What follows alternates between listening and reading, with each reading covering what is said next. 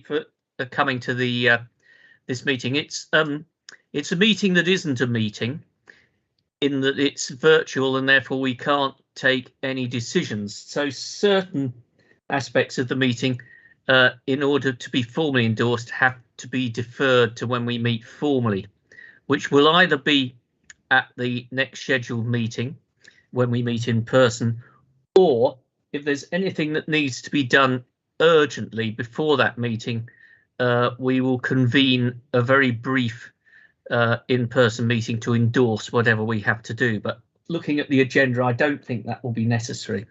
And my understanding, Ian, is that it's been agreed with the whips that we can hold this meeting virtually. So thanks very much. So apologies and substitute members.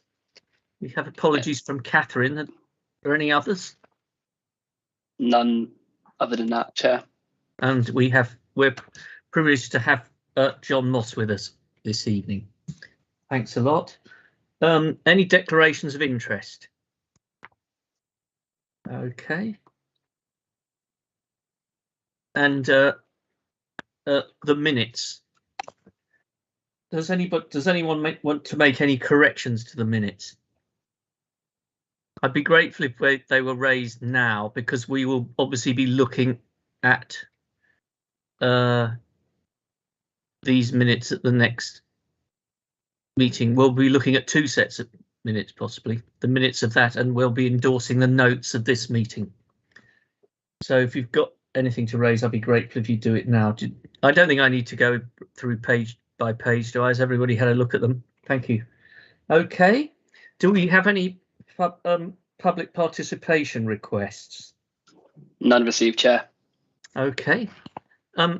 Mike, would you like to introduce the action tracker? Yeah, thanks, Chair. So members should have the action tracker in front of them.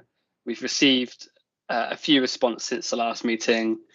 So notably, we received a short report, which was on learning on complaints on hospital discharge, which was raised earlier in the year. And then from the last meeting, there was a response on the S75 report that was taken, and a couple of responses on the sheltered accommodation item. And we also had, on the forward plan, a slight amendment to tonight's programme, where instead of taking an item on wellbeing, we've just looking at the link worker aspect, and we'll add that wellbeing item to the list of things that we look at in the next municipal year. There was nothing else from me, but happy to take any points or questions from members. Okay, are there any points anyone wants to raise? Mari. Thank you very much, Chair. I wanted to raise a concern about the response in relation to allocation of places within sheltered housing. It very much gave the impression that there was no assessment of whether anybody actually needed sheltered housing.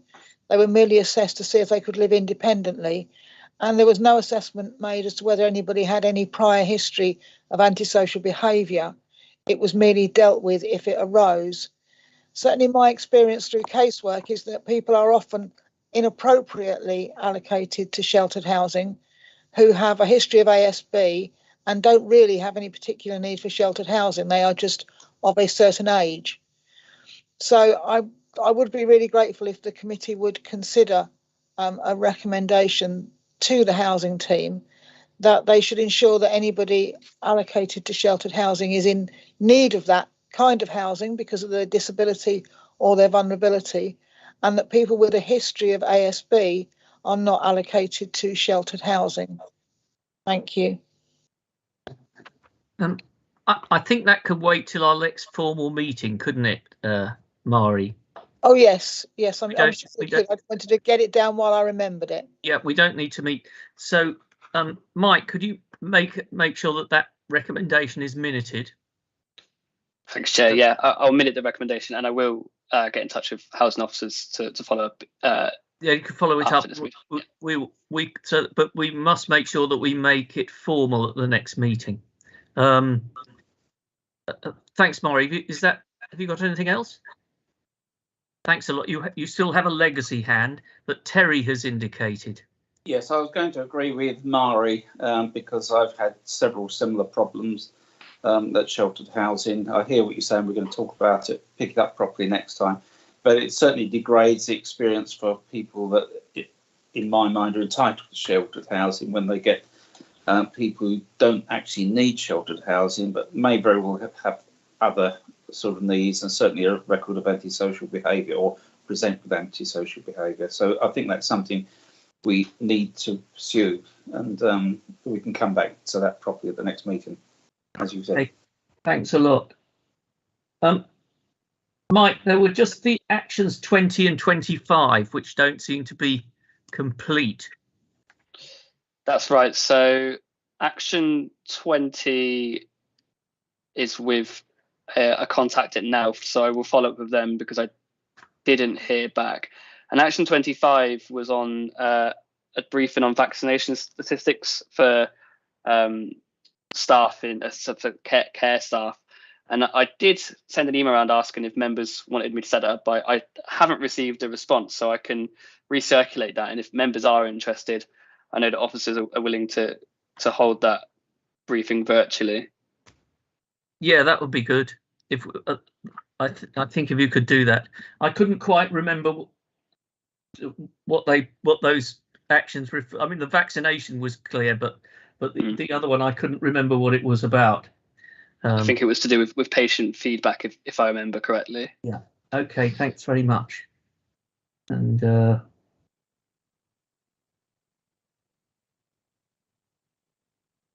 there was I was quite the responses on discharges were quite good, but and quite informative, but in a way I kind of like a bit more on those. That's page 23, pages 22 and 23. But anyway, so that could be noted. Yeah, that's fine. I can follow up. Thanks a lot. And I was also interested in page 25, a breakdown on the it was a bit vague, saying that Mental Health Act assessments and detentions vary from month to month, but I think it would be interesting, although it's mainly a health item, it would be interesting for us to see that over a sustained period, because there will be some trends. And I thought that wasn't that informative. Okay, that's just page 25 at the end of that item from the section 75, which is looking. And if you remember, we didn't have we didn't have NELF to present for the section 75, so we were doing it at arm's length. That's right. Yeah, that's fine. Yeah, again, we can clarify whatever information you're looking for, and I can follow up with officers outside of the meeting. Terry, is that a legacy hand, or do you want to say something?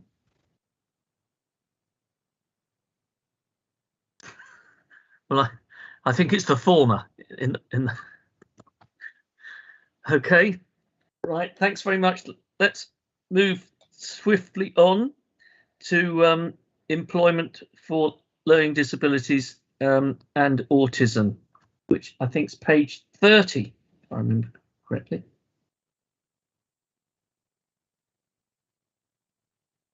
'29. Maureen, good evening. Oh, and Kevin, I've just seen Kevin appear. Hello. Welcome. Good evening. Hello. Thank you. Shall I introduce this report very briefly, Councillor Sweden? You've got a bit of a triple act tonight. There's myself, Rebecca Davey is here, who's the Assistant Director for Employment, Business and Skills, as well as Anna from our commissioning team. And we're just going to take you through briefly this report. And I think actually the fact that there is three of us kind of reflects the significance of this as a kind of cross-council piece of work. and shows that in terms of the different inputs from different teams that we need as part of this. I'll give a very brief introduction and then hand over. This report is an update request to this committee, and the committee will recall that you've previously considered a report on improving life chances for people with a learning disability and autism, which would have been over a year ago, I think now, and as well as more recently in the this municipal year, considering the autism strategy. And this report on employment for people with a learning disability, autism, fits within both of those contexts. The background section of the report really sets out the context of employment for people with learning disability or autism, and some of the issues that we face in that area. We've got we estimate around 5,000 people with a learning disability, of which just over 600 are known and in receipt of services from adult social care. In terms of autism, we estimate 1% of the population, so therefore a figure that means for us of around 1,800. We know that employment levels in both those groups is well below the norms, and that's reflected in the numbers that we have who are in receipt of services, who are in employment in learning disability. So we can identify the challenge that we've got. The background also sets out some information about the employment context we currently have in the borough as well, particularly the impact of COVID on employment generally, and therefore adding to the particular challenges in meeting the needs of specific cohorts within that context. Although some of the mitigations that we're setting out within our public services strategy to support people into employment obviously are a major factor here. One of the things that we do, however, know is that any effective response to it making a long-term impact on employment in these cohorts is that it is a whole council, whole system response, and involves a number of teams and services, many of which are reflected within this report, so including SEND, including day opportunities providers, involving HR, as well as adult social care, and the role of schools and the role of businesses all play a very significant part in what we're trying to do. This is the kind of importance and significance of this is mainly set out in section 5 of the report, which I know you will have already considered. And on that, I will now hand over to Rebecca to take us through some of the particular work that is underway. Thanks very much. Welcome, Rebecca. Thank you, Maureen. Thank you, Chair. So for those of you who I've not met before, my name's Rebecca Davey, and as Maureen said, I'm the Assistant Director of Employment, Business and Skills, so responsible for our employment support services, our business engagement, and also our adult learning services, all of which have a part to play in this plan as we go forward. So as Maureen says, the report outlines our sort of unemployment stats to date, and actually there were fresh statistics out this week. So the general unemployment level in the borough now is at 7%, which is just over 12,000 residents. So as acknowledged in the report, as part of our public services strategy, we've developed our jobs recovery plan, which, because it is part of our COVID response, needs to talk to as many of those 12,000 residents as possible. But within that, there are plans and activities around working with schools, working with trying to provide work experience. Sorry, I'm just worried about my connection. I hope you can still hear me. Perfect. Yeah, okay, good. Those work experience and then really working with our employers and businesses to try to support opportunities, particularly around our growth sectors, which is green economy, construction, health and social care, creative and cultural. So in terms of what we don't have any specific programs at the moment that are focused on adults with learning difficulties or with autism. It doesn't mean to say that our programs are not supporting any people within those cohorts. I think it's fair to say that our data capture around that is not as good as it should be, and we're working really hard around our customer relationship management system to try to understand exactly who we are working with those cohorts within the people that we're working at the moment. We have an aspiration in our jobs recovery plan to support about just over 3,000 people with information, advice and guidance, and then taking 10% of those, and they tend to be those with the most complex needs and barriers, into employment. So some of the work that we have been doing is through working with colleagues around our 16+ strategy and developing our creative careers cluster, for example, where we're working with 12 schools across the borough, including those SEND schools, to develop, working with employers to develop programs and, crucially, work experience.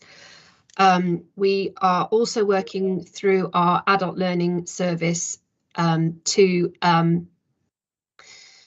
support people with all sorts of disabilities and including learning disabilities, and we have our our learning support team within the adult learning service that can assist with that.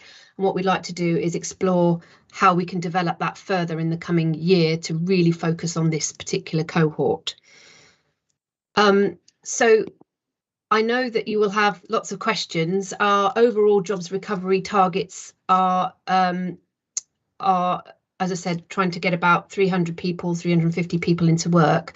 I'm really keen to explore how we bring about a system-wide strategy or action plan, I should say, to help assist my team to really drive that forward for this cohort. And I think the key thing to bring out from the report is that Anna and Maureen have been working to bring in a new project manager who will help really drive this agenda across all of our council services. Shall I talk to that now, Rebecca? Okay. So, sorry, for those of you that don't know me, my name's Anna Saunders and I'm one of the heads of Integrated Commissioning with a lead for LD, autism and mental health across the council and the CCG.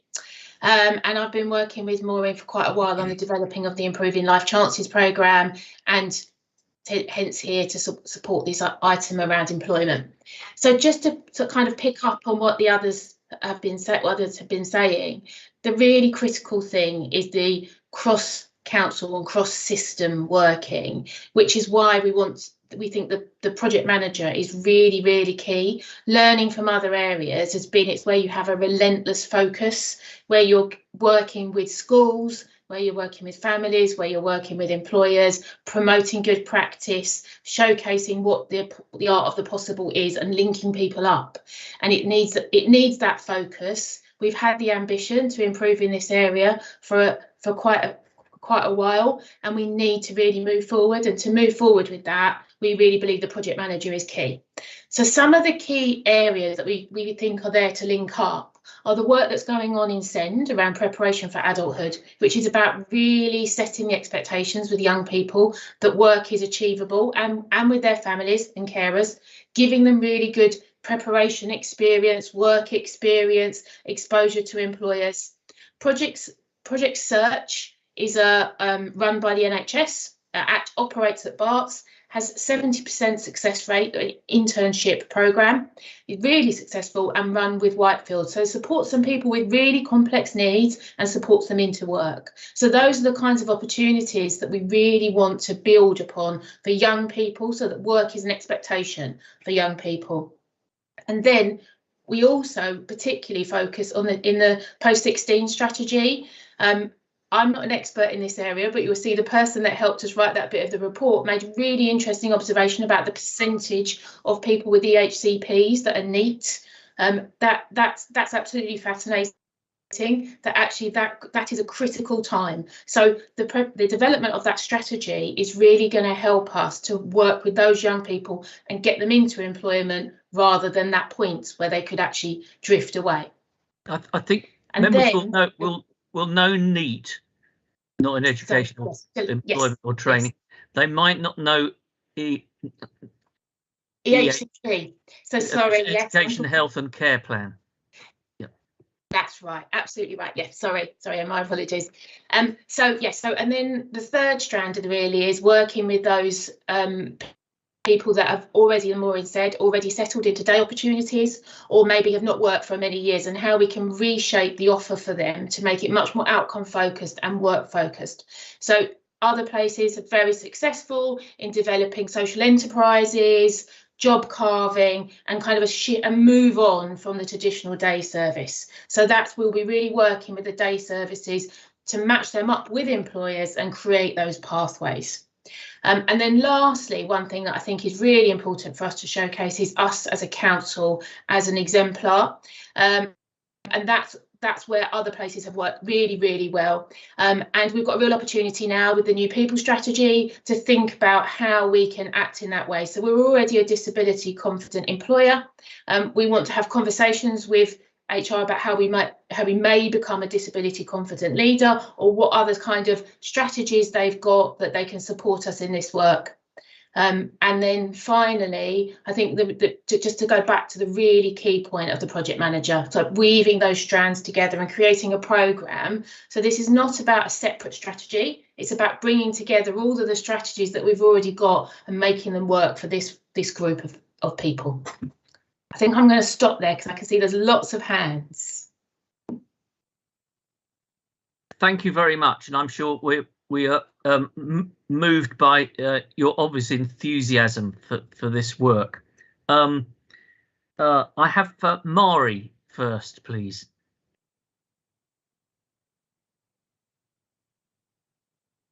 Thank you very much, Chair, and my apologies. I've just pasted my comments into the chat function as well so that I can remember the page numbers. So I know Richard likes us to mention the page numbers. Just three comments, I think, here, and thank you very much for the presentation and for the very clear report. I noted that we estimate we've got 5,000 people with LD and autism in the borough, but only 669 of those are in receipt of council services. Of those, only 1 to 2% are in employment, whereas nationally or London-wide it's between 6 and 10%. Now, my first reaction to that was, are we not getting enough people into employment? But then I wondered whether there might be an issue with us not providing support or services to people who are in employment. It could be one way or it could be the other, and it wasn't particularly clear to me which one it was. So I'm not expecting officers to necessarily answer that tonight, but it would be very helpful after the meeting to have some information in relation to whether 669 as a percentage of 5,000 is about equivalent to the London and the national average of the number of people with LD in an area who receive support from the local authority, just to make sure that that's not a systemic problem that we've got. Because as Richard knows, I used to work for the National Autistic Society, and what we often found was that local authorities would make an assumption that because somebody was working, they didn't need support, and that they would push them more towards access to work to get support because they're in employment. So I just want to make sure that that's not something that we're doing. So I'd be grateful for that information. But after the meeting is absolutely fine. 5.1.2, we talk about the work we're doing with the Whitefields Academy and the NHS. I thought that was really good and really interesting, and just hoping that we can roll that out across the local authority at some point quite soon. And I think there was an issue. It was in 5.3.6, I think, around the adult learning service and their intention to develop an enhanced programme of bespoke courses for people with SEND and autism. I think I'd like to know more about that, please. It sounded really interesting, and I think there's a massive role within employment for the adult learning service, so that we're not just working with school leavers. We're working with people who may well be older and out of employment, maybe never even having been in employment. So it'd be really interesting to know more about that. And finally, it would be great if this issue could come back to this committee once we have developed an action plan and have that project manager in place, because that is really exciting and really interesting. And I think it would be good to get the input of the committee into that. Thank you very much. Thank you for your patience with all my list.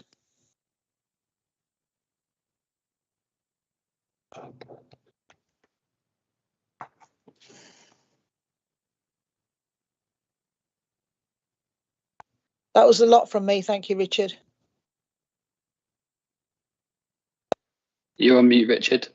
Sorry, I'm mute. Sorry, Anna, are you able to take those points? I can do if you'd like me to answer some of them now. Yes, obviously the point I think it was to do with the statistics that Mari mentioned first. That you might want to drill down into those and give those later. But the other points about the adult learning services and obviously bringing it.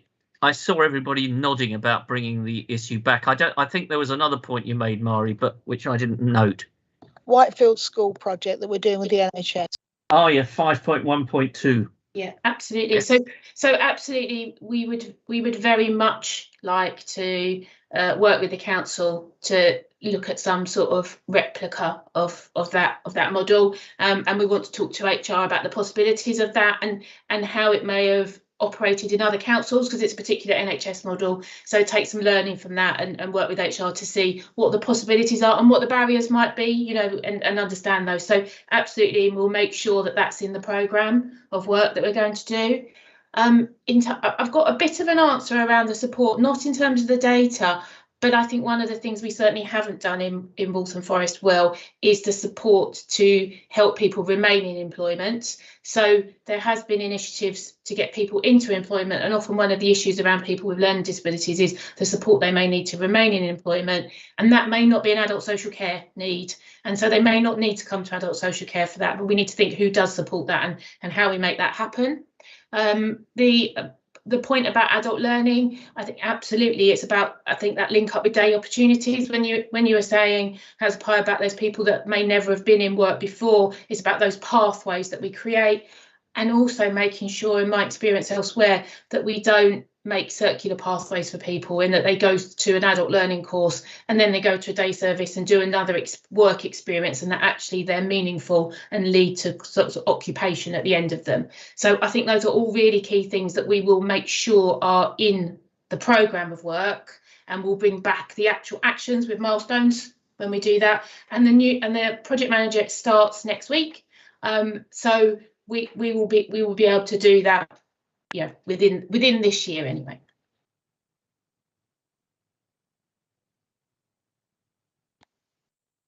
I keep muting myself. Thank you very much.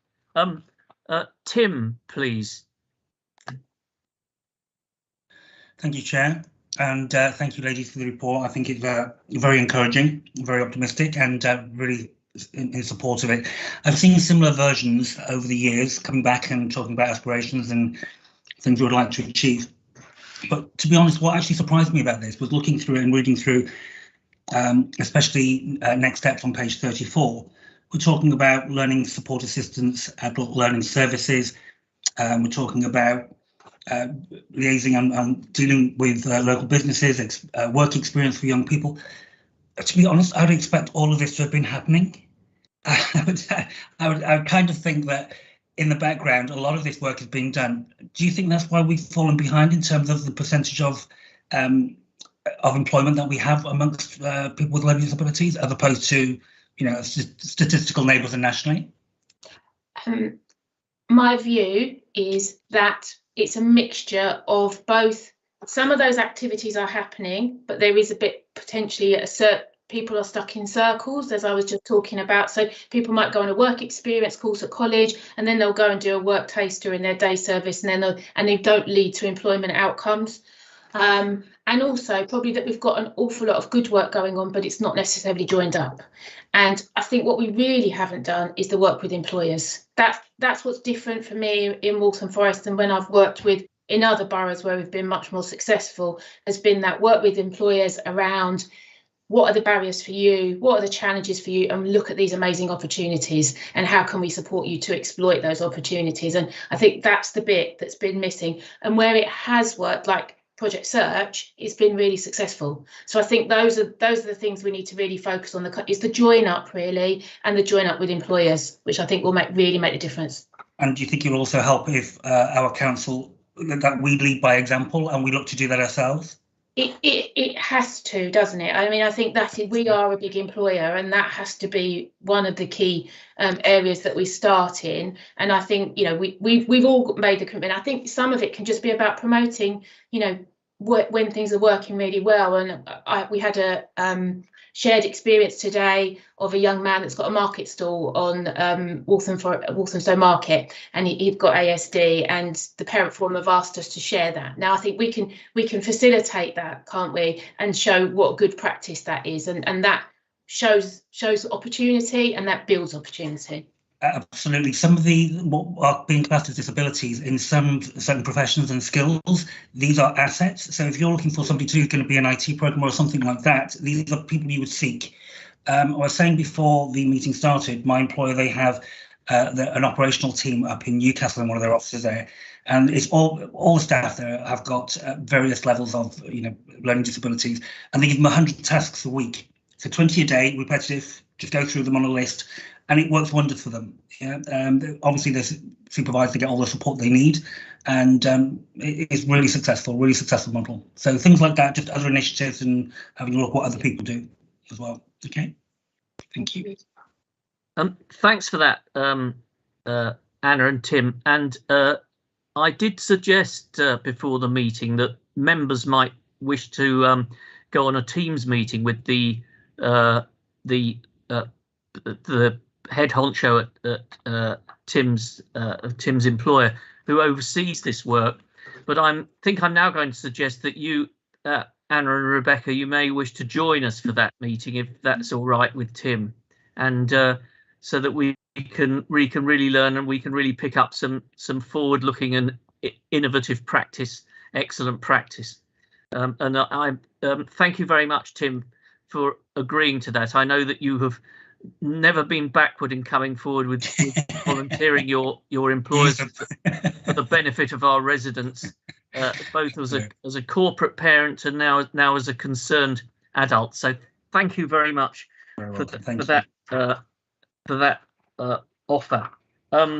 Althea is next on my list, please. Good afternoon, everybody. I love the report. Lots of positives coming from it, but my observation from it was it's very council focused. And although each of you mentioned the system, I didn't see a lot of engaging and working with this. You can't deliver this change by yourself. So it's about working with system partners, and I didn't get that from the report. So I just wanted to say that really the focus was internal. Okay, so you want to get your internal structures working, but you cannot affect this level of change by yourself. So I would like to see more about how you're going to work with partners, how you're going to bring the experts in, which are in the community and voluntary sector, who are doing this and doing this really well. I didn't see their role in that document. And again, for me, as always, I would like to see the voice of the people using this service. I'd like to know what they have asked for and what support they would want. Again, I didn't see that in the report, but it's a really good start.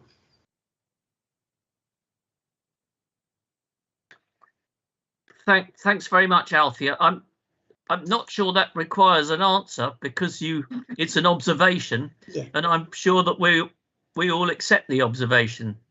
I can see nods. So thank you very much for pointing that out, and we'll hope certainly to when it comes back in the future, when we have the project manager back in the future, I hope that we will see advance in working with partners, and so we hope that the voice of the client will be much louder in the report. Thanks very much. Thank you. So John, welcome and thank you, John. Good evening, all. I just reading this report, it struck me, I'm looking at paragraph 3.6 on page 30. There's a figure there of the number of jobs in the borough, 71,000, against the working age population of 186. I think the technical term is job density. That's 38.5% or thereabouts. Now, that's gone down quite a lot. That used to be closer to 50%, and even at that figure was one of the lowest in London. And that basically means that a much higher proportion of our residents than other boroughs are commuting out of borough to go to work, which presumably is something that's more difficult if you're somebody with learning difficulties or autism or other disabilities. And as other members may know, I'm quite engaged with the production of our local plan, and not always 100% supportive of it. But I just wonder whether we could ask a question through this committee of the planning colleagues as to what they project the job density will be if the plan is successfully delivered over the next 15 years. Because as we're planning to build 3 homes almost for every 10 we have in the borough, growing the population quite substantially, I don't believe we're growing the employment opportunities by the same proportion, and it would suggest that that figure may well just go down. And if we're making it harder for our residents to find a local job, then we're going to make it even harder for disabled residents, and these figures are not likely to improve. I just wonder if that's a question we could ask our colleagues in planning. Thank you. Thanks. I don't see any reason why we can't ask that question of our colleagues in planning.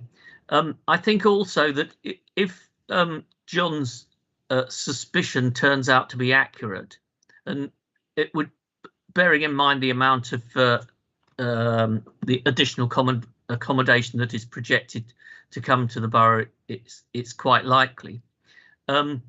To what extent we can, when the project manager comes, we can consider looking outside the borough to find opportunities for our own, those that come into this category of having learning disabilities and autism. If I may, Chair, perhaps the additional question to planners is what policies are included in the local plan to ameliorate this or improve the access for disabled residents to work? Okay. But perhaps, I mean, I suppose transport comes into that as well, doesn't it? Would you agree, John? I'm not trying to. It is a difficult one, isn't it? Because different people are differently abled to use public transport or use private transport. Some people are 100% reliant on private transport. Some people heavily reliant on private transport. They do tend to be older people. It should have been considered in the policy making stages. Kind of my thoughts, and I have pretty good knowledge of the 2 documents that are relevant to this, but I don't recall actually seeing anything specific on access to work for disabled residents. All right. Chair, can I suggest Rebecca might be able to fill us in a little bit on this, and can I say that from the south of the borough, you can get to Oxford Circus quicker than you can get to Chingford, so it's not always about local jobs.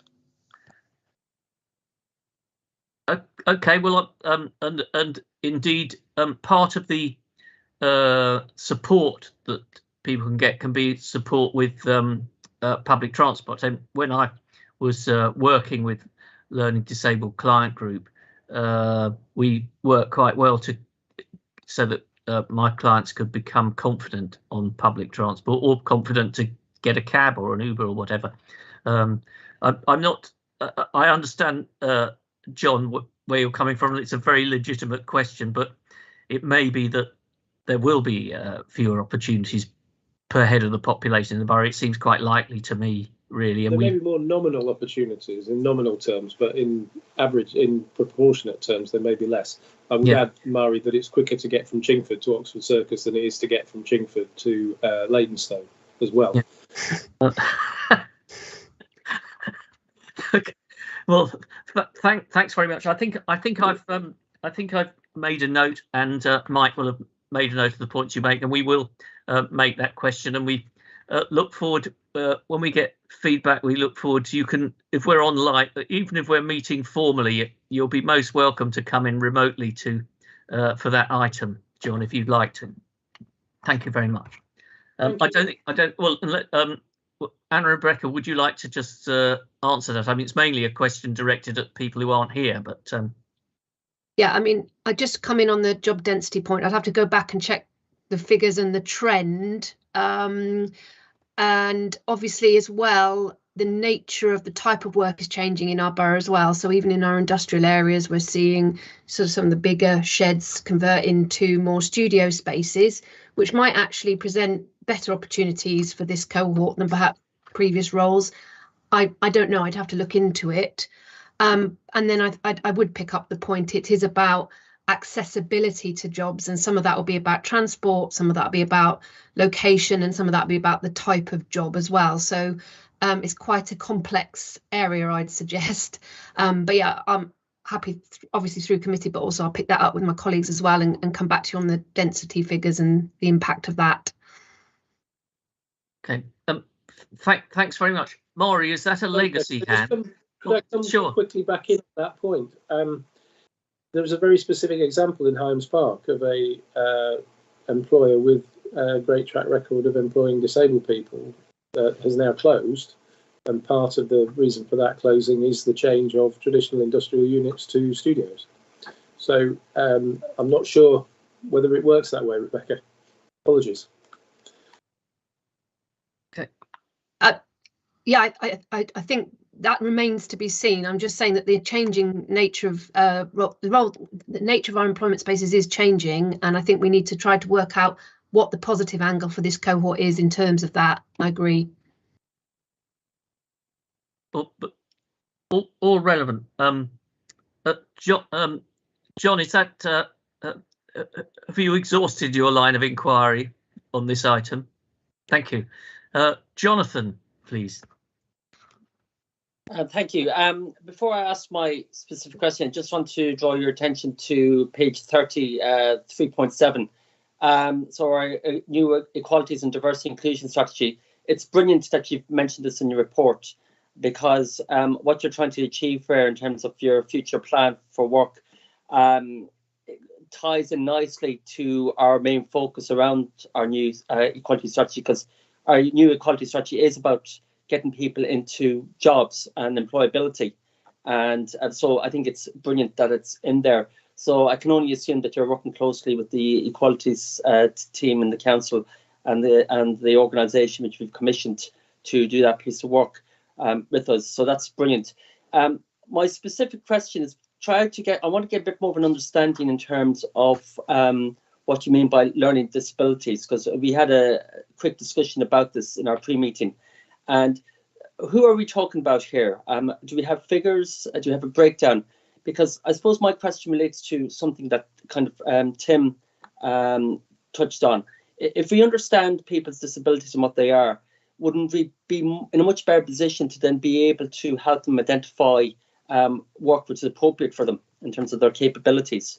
And do we also have some statistics of current employers in the borough which already employ people with learning disabilities? And how does that compare to the council and how many we employ in terms of people with learning disabilities?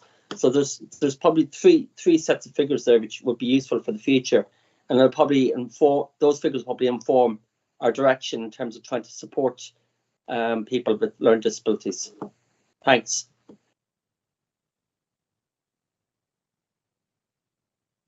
Maureen, do you want me to start? Yeah. So I think that the question around the cohort is a complex question. So the figure around 5,000 is based on traditional definitions of those people with a learning disability, very much based on IQ below 70. So between 70 and 100. Sorry, so IQ between 70 and 100. So sorry, below 70. So we don't usually use IQ anymore, but that's where we get those kind of figures of the 5,000. But your point about working with individuals is what's really key, and that's what the SEND service, so the Special Educational Needs Disability Service, is doing with young people in schools, about having those individual plans. So actually understanding what's the individual young person's aspirations, needs, challenges, and strengths and skills. And that's really key. What are their strengths and skills? I've worked with a young person before who had a real obsession with grabbing empty Coke cans and then throwing them at people, but actually working with him, we supported him to get those empty Coke cans and take them to a recycling centre, and he began to earn money out of recycling. So it was about actually understanding his skills and his aspirations, what he wanted to do, what his strengths were. So I think the kind of definition of a learning disability sometimes isn't helpful here. It's actually about jobs for people and what support do we need to put in for those individuals, and it will be individual to everybody. So hopefully that gives you a bit of an answer on that one. Could I just briefly intervene? I think it's quite useful intervention. When we talked about getting the project manager, getting the project manager back and looking at how these things were developed and the work program where you're going to go, we were quite anxious to get those people who weren't perhaps clearly defined or diagnosed with a learning disability, but with learning difficulties that were on the edges, and we thought we shouldn't be too confined. So we'd be very interested in looking at those people who wouldn't fit into the official definition of learning disability. I just thought I'd raise that now. I hope I haven't interrupted your flow too much. No, I thought it was a good time to raise that. No, that's fine. And actually, because when we're looking, particularly when we're working with young people, and that is about those individual plans for young people that have got additional needs in the broadest sense, then that's where we don't actually have to be constrained by the label learning disability. Can I just interject a little bit? So I've looked up the definition of learning disabilities, and it depends which organisation you look at. So we've got people who are suffer from Down syndrome, and then we've got people who are autistic, and then we've got people who are dyslexic. All right, and within all those disabilities, there's different ranges. So I think we do need to have an understanding who we're actually talking about here. So I think if we can, next time when we come to discuss this, if we have a bit more information in terms of how we want to define this as a local authority, that would be really good. I think you're alluding to that, Anna, in what you're saying, that you probably want to do that. We shouldn't be just too focused on particular description of learning disability. No, absolutely. Yeah, we can do some more work on that. And then the question about employers, I think that goes back to what I was saying earlier on about that's the work we haven't really done in Waltham Forest historically. About there will be employers out there working with people who have got a learning disability, and they will be doing it very successfully, but we don't know. There will be people out there that do know. We don't know currently who they are. So that's one of the key tasks that we need to do, is to get out there and find the success stories, follow the success stories, identify those employers, and then build on that and help those employers show good practice with us. Which brings us back to us being a good employer. You asked the question around how many people we employ with a disability. We do know how many people we employ as a council with a disability, but not with a learning disability. That's not recorded. So I think it's around 3% of our employees say they have a disability. It will be a higher number, but those are the people that self-identify as having a disability. But at the moment, it's not recorded the number of people that have a learning disability. Hopefully that answers the questions. I think I got through them. Yeah. Can we get those figures somehow, especially for your kind of developing our equality, diversity, inclusion strategy? I think that'll be the opportunity to kind of ask those questions as well. That would be really helpful. Thanks. Thanks very much. Terry, please.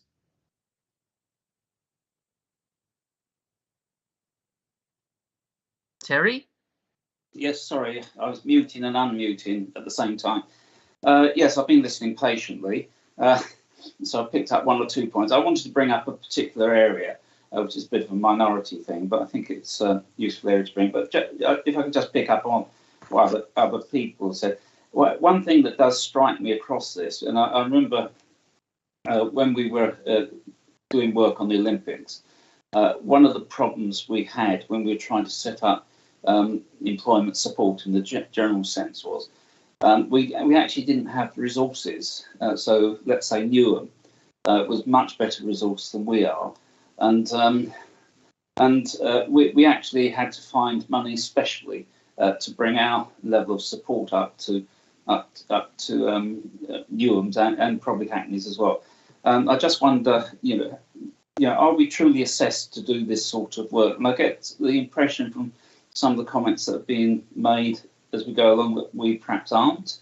We don't seem to have the knowledge that perhaps we might like to have. And I think there's this, and again it comes back to this issue which I've raised before, is that in general terms with adult social services is our reach, and that seems to cut across a number of the points that are being made, that we don't actually, there's a number of people out there, all levels of adult social services, who we surmise need the service, and we're not reaching them.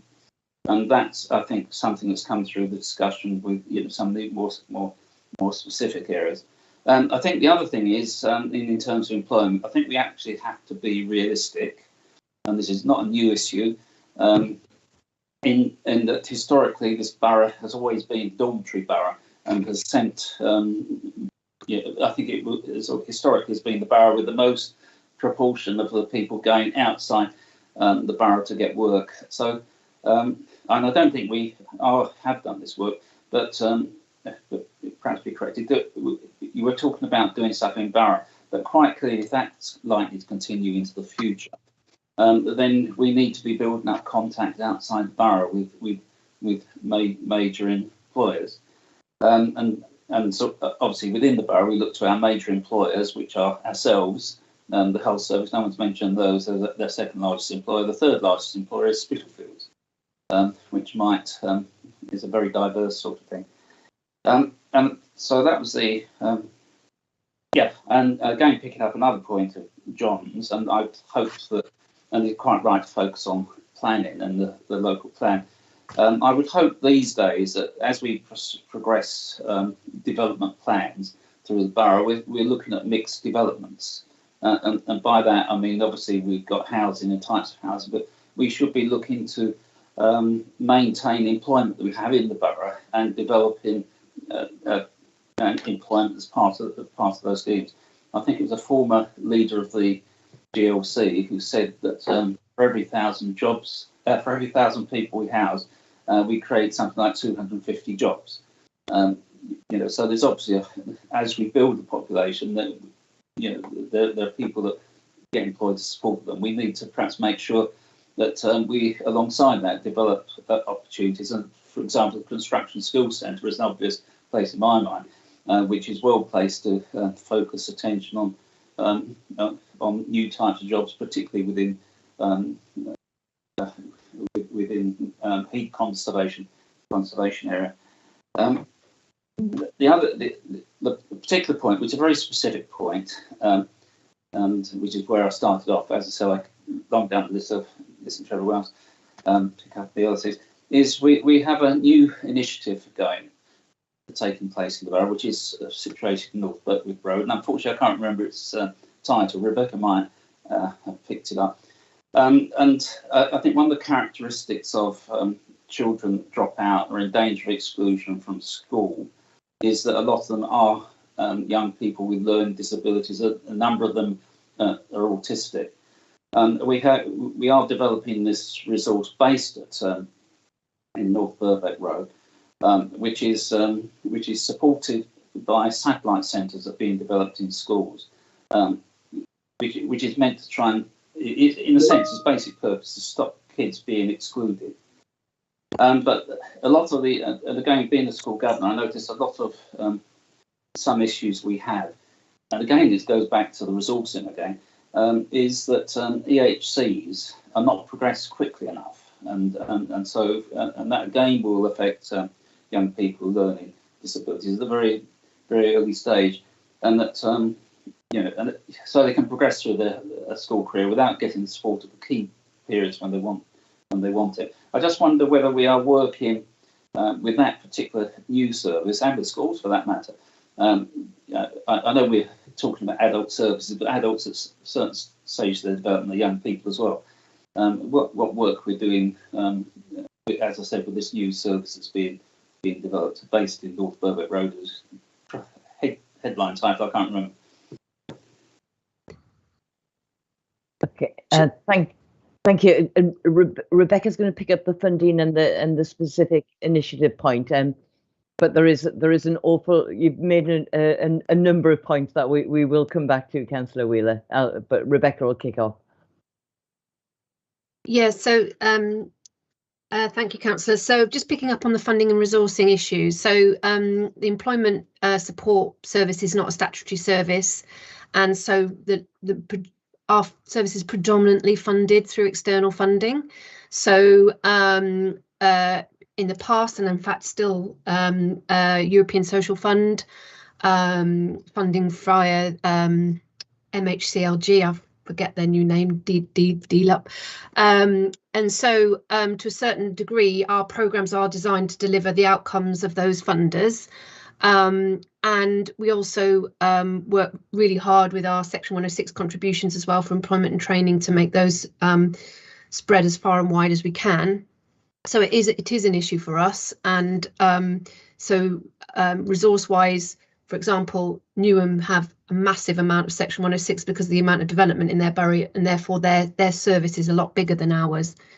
So that is an issue for us, but I think that going forward, this is a cohort that we can, especially if we've got a really coherent plan and strategy, that we can attract external funding to support.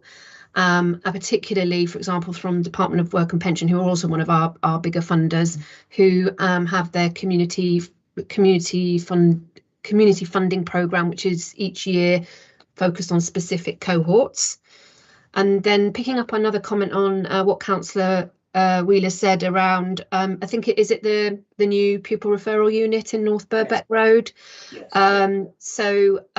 And picking up the fact that is very close to the London Academy of Sustainable Construction, all in Cattle Ward. So we're already working with Belmont Park School, really linking them strongly with the construction centre. And as some of you all know, Belmont Park has a construction element to their campus as well, so really trying to build those linkages. So I think particularly around construction roles, and also new roles that might emerge in the green economy as well. And I think another point about resources is we also need to hold to account our delivery partner organisations, so DWP, and they fund something called the Work and Health Programme, which is delivered by Maximus which is one of the prime contractors in our area. So we need to be really talking to them about what they're doing in this area as well, and making sure that our residents are getting maximum value out of those contracts. Many of those contracts operate over a wider sub-regional area. So there's a number of things we need to do with partners, as I think one of the other comments was about earlier, is we've sort of focused really on what we're doing as an authority, but we do need to widen that out system-wide, and not just sort of the health and adult social care system, but the employment system as well. Yeah. And we could ask Newham if we could piggyback on there, but don't hold your breath, Rebecca. Right, yeah. Right, thanks. Is that I know that Terry had a very wide-ranging shopping list, but I think is that as far as we're going to go for the time being. I think so. A number of the points that Councillor Wheeler raised are ones that we will be addressing in different aspects through the action plan, through our work to coordinate activity through the project manager as well, and we have and in terms of getting the right support for the right people. I think in terms of your point about reach. It's about getting that right support. Not everybody will want or need it, but for those who do, we need to have the right tools there for them, and that's what we'll be working on through the action plan. So we're joined up. Can we make sure we look at the local plan as that's progressing forward, and to try and get the policies right in that sense as well? Because I think, as we've identified through section 106. Well, that's later down the line, but also in doing the planning approvals and the engagement we have in that process with potential employers. Yeah, this whole strategy relies on us working closely with colleagues right across the services and system. Okay, thanks very much. Kevin had indicated earlier. Do you still want? I think Anna's got a hand up. Yeah, Anna has. I was wondering whether to take Anna first, but I noticed that you did indicate some time ago, but I think you're now not indicating. Right, Anna, please. Yeah, I was not going to indicate anymore because my question has actually been dealt with by what Terry Wheeler asked and the answer given. So I picked up what I needed to know from that answer, and that's to do with what the council is doing in terms of engaging with employers and leading in terms of that. I think that answer has already been given, so no point in repeating. Thanks, Chair. Okay, thanks very much, Anna. I have got one tiny point though, Chair. Well, please make a tiny point. It's the first in this meeting, so make it. Okay, I'll try and be brief there. It's been such a rich conversation, actually. A lot of really interesting points made. I think Jonathan's point about LDs and actually definitions is very important as well, because there's a huge difference between, say, dyscalculia, dysgraphia, and also other LDs. But LDs is a term that is almost an umbrella term. I think Alfia's point about working in partnerships, again, is incredibly important. Part of our strategy, Waltham strategy, is about working in partnership with other kind of bodies and other employers, and that's incredibly important because the council can't do everything by itself on that. And I think just the main point was what is going on to the actual nature of work in the 21st century now, post-pandemic. The idea of having to get a tube and travel to a place, I think, is actually something that I think is changing. A lot of people obviously work remotely in Waltham Forest, and they still work remotely, and even post go back to work in the office, people will be dividing their time between actually going to the office but actually working from home. And I think the important point is that neurodiversity and autism should not hold you back. The idea is, I think we go on to the next paper about assistive technology, but assistive technology can really help people with neurodiversity, LDs, autism on the spectrum. However you wish to however we come to to understand those terms, and so I think that's an important point I wanted to make. Actually, the old ways of actually holding people back shouldn't be there anymore. I think we should be moving to a new place where we're embracing it, and actually work can come to people with the right sort of technology to help them. So that's the point I wanted to make, really. Okay, thanks very much, Kevin, for making that point. Terry, that must be a legacy hand you've got, I think. I've just got. I mean, I've got most of the things that I was going to raise have in fact been covered by my colleagues. So thank you very much. I just have a question about the item. It's one of the bullet points on page 35, which talks about the council's procurement contracts to encourage employers to become disability confident employers. And I just wondered whether that had so far borne fruit, or whether that was still work in progress, or to what extent it has borne fruit. Shall I come in? That's something we need to work with procurement on. I know social value has been within the contracts team for quite a while, and that will have borne fruit, but we haven't been capturing that from a learning disability perspective. But it will have given some people employment with a learning disability, but we need to be a bit more vigorous about that and use disability confident as another lever. Thanks very much. I think that's been a very useful discussion. I'll just summarise it, if I may. And we were interested in the statistics and whether we were comparing apples with apples, particularly in terms of our rather poor, apparently rather poor performance in this regard compared with other authorities.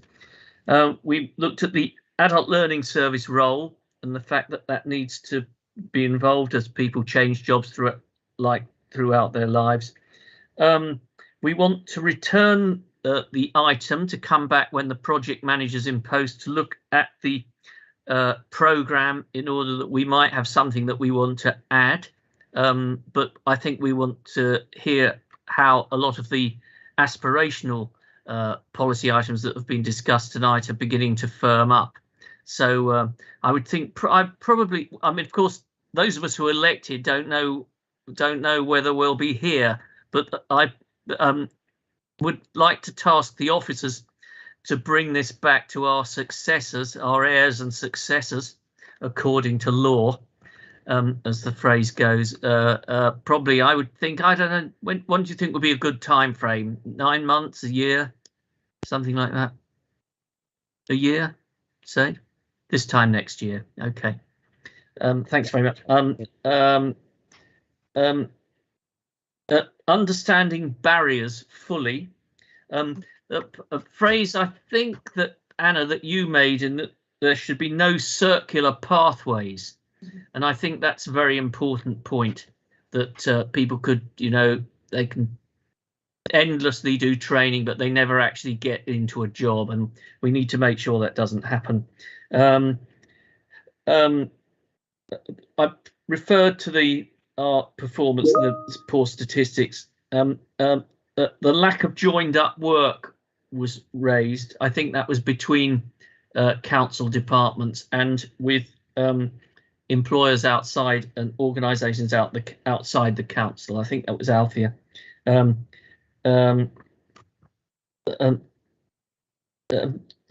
not to focus on internal processes too much, and look outside, and to make sure that we involve the voluntary sector. We need to make sure that the voice of the service user comes through in any future policy discussions. And I think it was a fair criticism that voice wasn't particularly loud in what was an excellent report, but the service user didn't really have a place in it. And I think when it comes back, we'd like to see that. The projection of job density in future and the local plan was raised, and the access to work for disabled residents, perhaps here and elsewhere. We talked about definitions, the definition of learning disability, and how we identify that particular cohort. We referred to the knowledge gap in how we're doing, I think, and how we're performing throughout the authority and throughout the employers in other sectors, in the voluntary and private sector. We looked at funding, and we mentioned the changing nature of work and technology. I think I've summarised the discussion, and I did mention, which I didn't make a note, but I'm very keen that we should, Tim should arrange an online discussion with members and officers to look at the exemplary practice by his employers in case there are any ideas that we wish to absorb into our own practice. So thank you very much, everybody. I was made to promise to have a comfort break now before we move on to the next item. So I make it 8:45. So if we could reconvene at 10:02.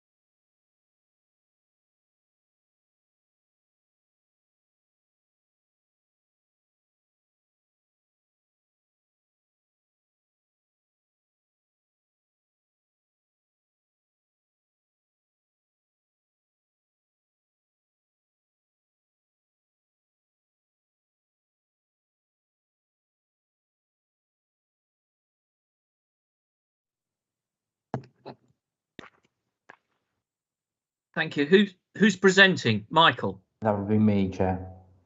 Well, welcome and thank you very much. How are you doing? I'm well, thank you. That's very good. Right, I think everybody's here. Well, I'm sure they'll catch up if they're not. I didn't want the comfort break to drag on. So please go ahead. Thanks. Thank you, Chair. So yes, just discussing assistive technology with an update on where we are from our assistive technology programme. Assistive technology is often used to refer to a number of different product systems and interventions that we use to help keep people independent and assist individuals who might have disabilities or need help monitoring and analysing their health conditions and providing a baseline. And within the council, we've been using it to describe a number of different projects and an approach to trying to help people be as independent as possible. We'd originally created this around 2020 with a 5-year plan in mind that we would, in year 1, test out and put in place some interventions around assistive technology. Years 2 to 4, we would then evaluate, scale up, iteratively change things and try and learn more about what worked and what didn't, particularly in the Waltham Forest system. And then by year 5, we'd be able to have an approach to what we thought was providing most benefit and what we want to scale up completely.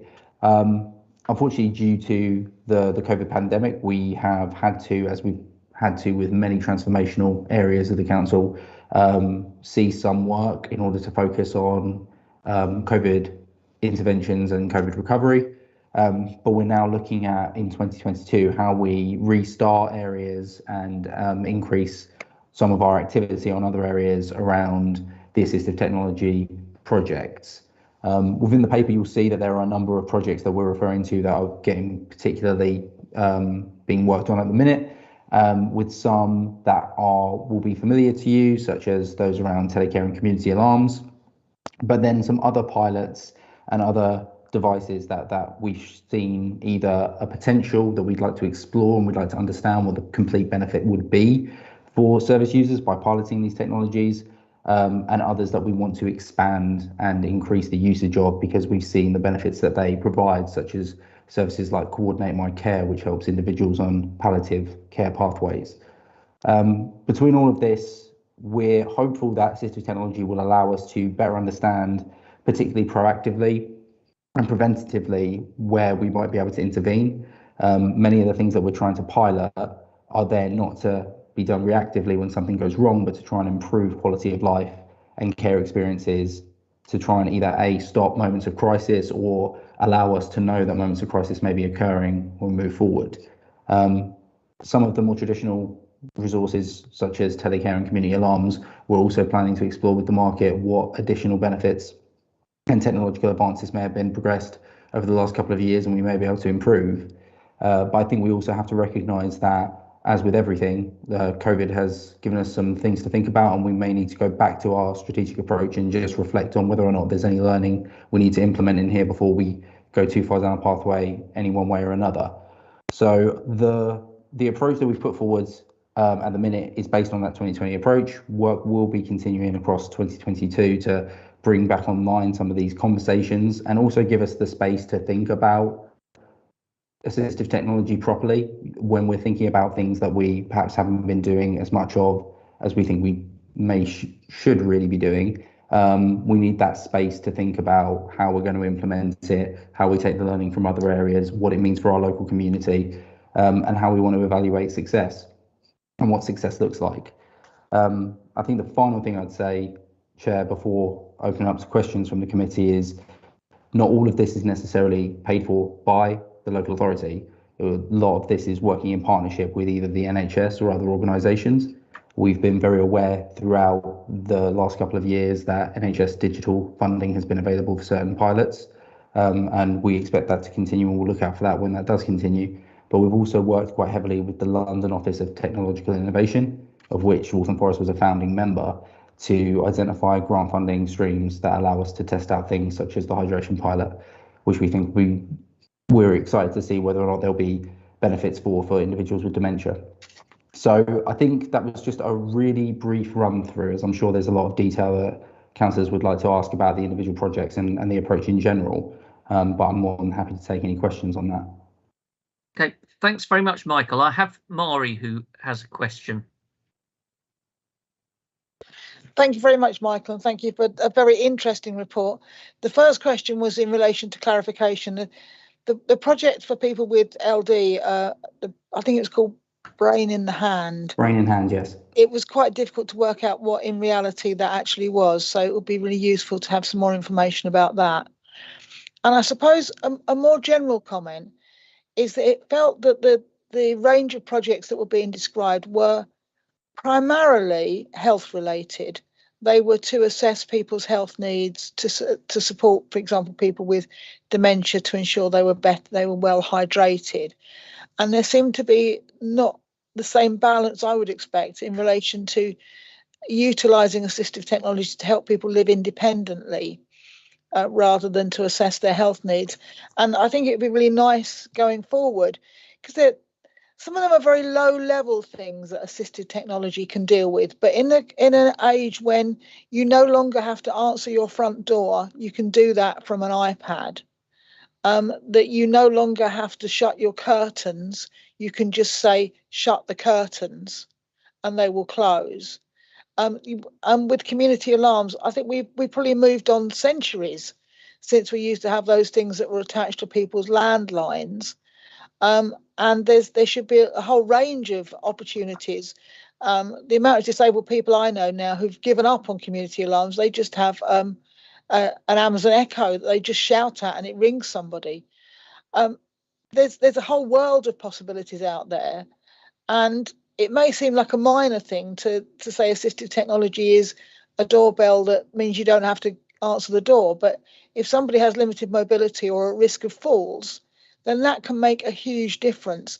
The elderly gentleman I know who ended up with a broken hip trying to shut his curtains. And I think we can certainly deal with some of those trips and falls issues and some of those independence issues with assistive technology. It's probably not as whiz-bangy as some of the other things that we're talking about. It may not directly measure people's health issues, but it certainly could improve their quality of life. And if you are living on disability benefits, you can't afford some of those things which other people might be able to afford. Thank you.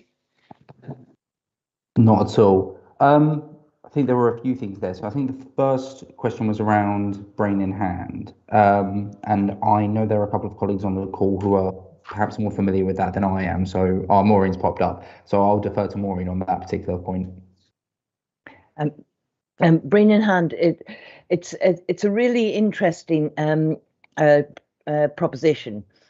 Although I know that some of my colleagues were disappointed when they did see a demonstration of it, that it wasn't a brain that glowed that you held in your hand. It is more of an app on your phone, and it's about tailoring it to each individual about what they need. So if, say, there is somebody, and probably best to do it by example, if somebody gets very anxious and knows they get anxious, you work with the person to put things on that app that they know will help calm that anxiety or help them deal with the problem, which could be music, which could be, even somebody saying to them, that's all right, or the bus will be along, or whatever it may be. But it's working with that person to find out what their triggers are and what helps them, and putting that into the app. But then people can escalate it. So if that's not working, you can, you've got a green, amber, red, and ultimately it'll trigger into a call to a service. If somebody, if none of those triggers are working. So it's very individually tailored as a way of helping people cope with different situations, or when they know that they're going to feel out of control. And that's it in a nutshell. Thanks. Mari, if you just allow me to interject. I don't know if we've lost, we haven't, well, Maureen's here. I'm not sure if we've lost our, no, Anna looks as if she's still with us. When I looked at this item, I wondered to what extent it could refer back to the previous item of taking people with learning disability and autism into employment, because it sounded to me as if some of this technology could be instrumental in helping people get to work or helping them do their jobs. I've just thrown that in. I don't want to interrupt your answers, but I thought that was quite a good time to just raise that. Thanks. No, that's absolutely right. That is one of its potential uses. Travel and transportation can be kind of anxiety triggers, and it's one of the uses it often gets put to. Thanks. And sorry. Then, Councillor Party, your other 2 points, I think on the first, these being related to health conditions, I think there is some truth to that. We do know, for instance, if we were to take the hydration pilot, that where individuals with dementia become dehydrated, they're more likely to suffer deliria, a deterioration in their condition generally, and hospital admissions, which may then lead to them having a higher level of care needs moving forward. And so it's really an understanding of whether or not, by implementing something much further upstream, can we stop that from happening and keep them more independent. So there are interrelations. But I think leading on to the third point you made, there is a conversation over, at what point is something bespoke needed. I know from my own personal experience, I've been working quite heavily to get my own parents as au fait as possible with all of the different technological systems and devices that I can, so that they're not that they need it right now, but that, when the time comes that they may, that they're familiar with those systems. And I think there is a discussion we need to have about how we encourage, support, and engage individuals to take those kinds of devices that already exist and utilize them as best as possible, whilst also recognizing that for those individuals who feel more comfortable with solutions that around things like telecare and community alarms, that those are still available, and understanding the balance and what that may mean, as well as the additional functionality that our colleagues who work in those areas might have added to those systems. One of the big things for telecare for us moving forward as part of any new procurement is going to be a move from the analog through to digital systems, because we know that there is a reduction in the number of people who are perhaps having a landline phone that traditionally these systems would have plugged into, and an increased level of people who are utilising digital Wi-Fi and other such things. So I think there's a balance to it, but we certainly need to have a conversation over the next year or so just around how do we engage and to what extent do we engage with individuals having those systems, and then also what does that mean for our knowledge of, if things do go right, how does that fit into our systems and how does that all work? So I think there's a really important conversation to have there. Thanks very much. John, please. Yes, just a very quick question. I'm just wondering how much of this is shared with partners or possibly even drawn from partners. As the chairman of the Walthamstow and Chingford Almshouses charity, we've been looking at technology to help us manage the relationship we have with our residents. And as Mari said, shouting at Alexa or Echo or whatever is a common feature. But we use technology as well and have built it into our newest development. And certainly we prepared for it. And I guess sort of going back to my point about the local plan before, are we future-proofing future developments to make them usable by people with care needs, given that we have an ageing population? We have the general provision for accessibility, we have 10% requirement for fully disabled access, but are we actually saying there somewhere that appropriate cabling in order to facilitate this kind of thing should also be part of the policy suite going forward? Thank you. Of course.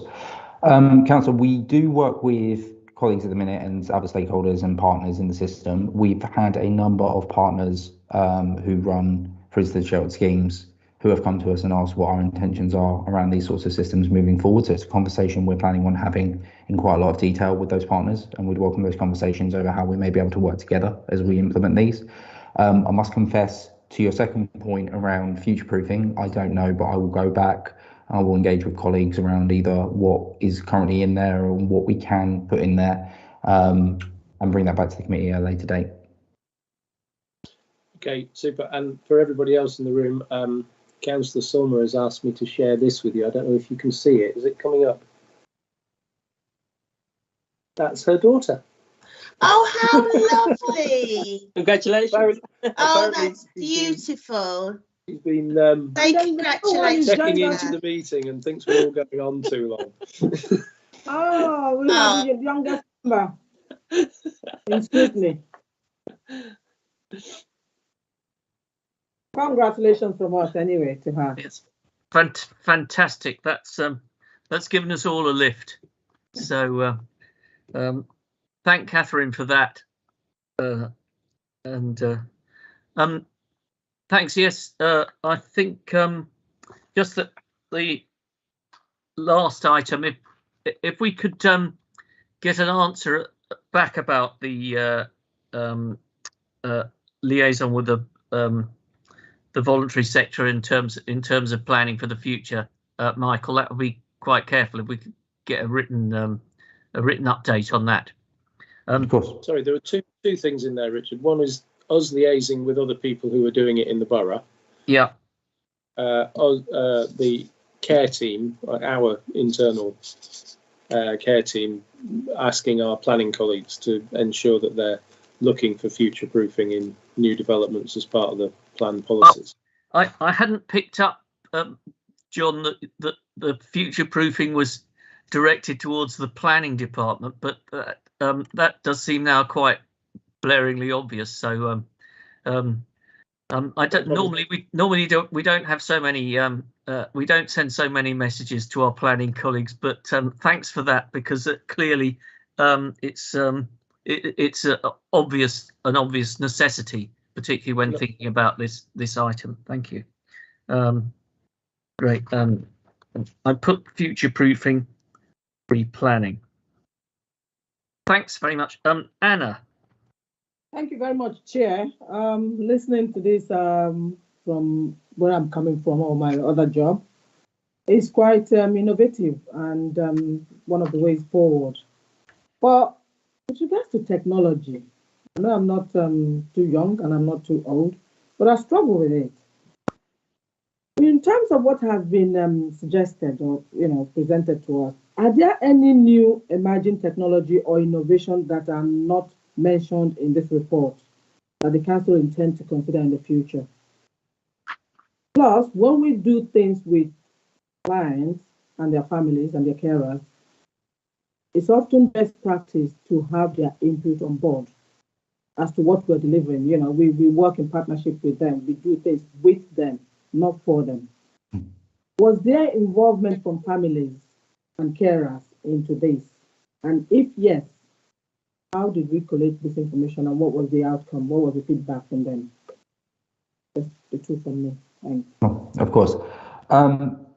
Councillor, to your first point, emerging technologies that aren't in this report, there are a number, I'm sure, of technologies that are out there.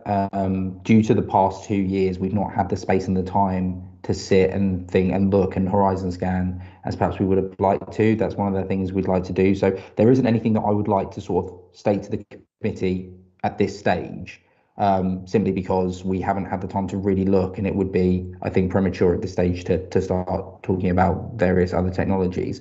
But it is something that we intend to do, and we intend to keep a kind of rolling look at what is coming on board and where functionality increases across the piece, so that we can understand what best practice may look like in the future.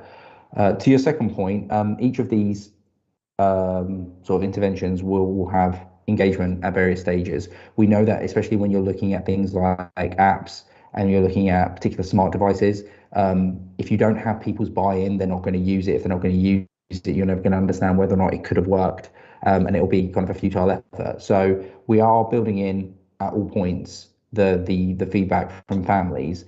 I couldn't speak to what the specific feedback has been at this moment. I can come back with that, simply because across there's likely to be some projects that haven't started yet, and there are others that will have started, but I'm just not familiar with the feedback that families have been going through. But we do use that to feed that back in and understand whether or not this can be counted as a successful intervention or pilot or project that we've been running, and that will allow us to understand what we should or shouldn't be going with forward. If people don't like the assistive technology, if they feel like it's cumbersome to use, then that's a material factor in whether or not we want to pursue that in future.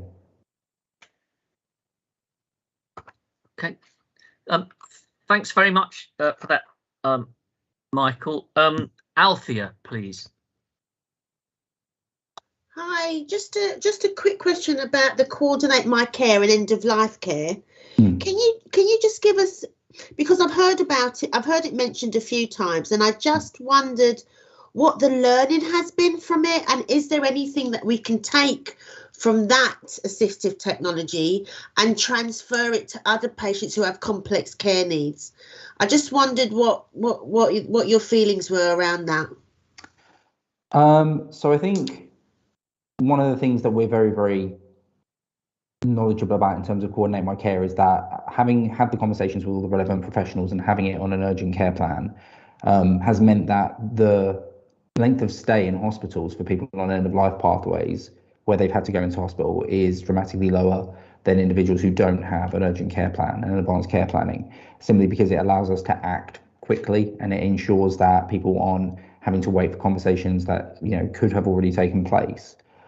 In terms of how this can be applied elsewhere, it's difficult in that we know that throughout the system, all of our professionals are always trying to have good conversations with each other about the best way to wrap around an individual and work with them on what their care approach should be. And we know that's good practice. I would just say that coordinate my care is been very, very successful, and it's one of the systems that we've had good feedback across the piece from. I'm looking forward to working closely between our NHS colleagues and our social care colleagues just to make sure that we can get social work access to CMC as well, and it's whichever successor takes on the mantle from the procurement exercise that's been ongoing. But in terms of what we can take from it, I mean, a lot of it is best practice that we see across the system anyway, and we all attempt to put in place. I think the fact that it's been focusing in on an area that has seen the difficulties of individuals who perhaps end up being stuck in an acute setting for longer than they would have liked just means that it's a sort of a good example of where that works particularly well. But I wouldn't say that there's anything in there that isn't a sense of good practice elsewhere across the system. Thank you. I just wanted to, thank you for that. I just wanted to know if we could start applying it in other areas. So no, but thanks for your response. Okay. Well, I think the possibilities are endless. Are we aware of the obviously the assistive technologies has its limitations, and we all actually need although I suppose we've now got a generation that's used to remote communication, and that is real communication rather than face to face. But are there any areas where you think that assistive technology has reached its limitations, and just obviously with I suppose things like continence care you can't do with assistive technology, but I think, Chair, that where an individual needs personal care or where they need an intervention that requires moving, handling, support to move around the home, assistive technology will have its limitations. I don't think that in all instances assistive technology will necessarily replace some of the traditional care approaches that we have, but I think it will complement it moving forward. And I think moving back to what we said previously, there is something here about prevention and being able to understand changes in advance of them happening and not responding to them, and also being able to prevent certain instances from happening. And I think that's where assistive technology has its best sort of show of strength. Where individuals need day-to-day care, where they need expertise, where they need therapy input, where they need our very, very expert care workers, that will likely continue. I don't see assistive technology necessarily being able to replace all of that, but I think it can complement it quite well. Yeah, I mean, but also people do need human contact. They do, yeah. As you age, apparently you see fewer and fewer people. I think the prevention, Mari gave us a brilliant example of prevention earlier on, getting assistive technology to close the curtains, having known somebody who fractured a hip. Closing the curtains was a very good example of that. As my colleagues will know, I'm very unsound on the question of personal liberty, and I'm just wondering where we stand at the moment.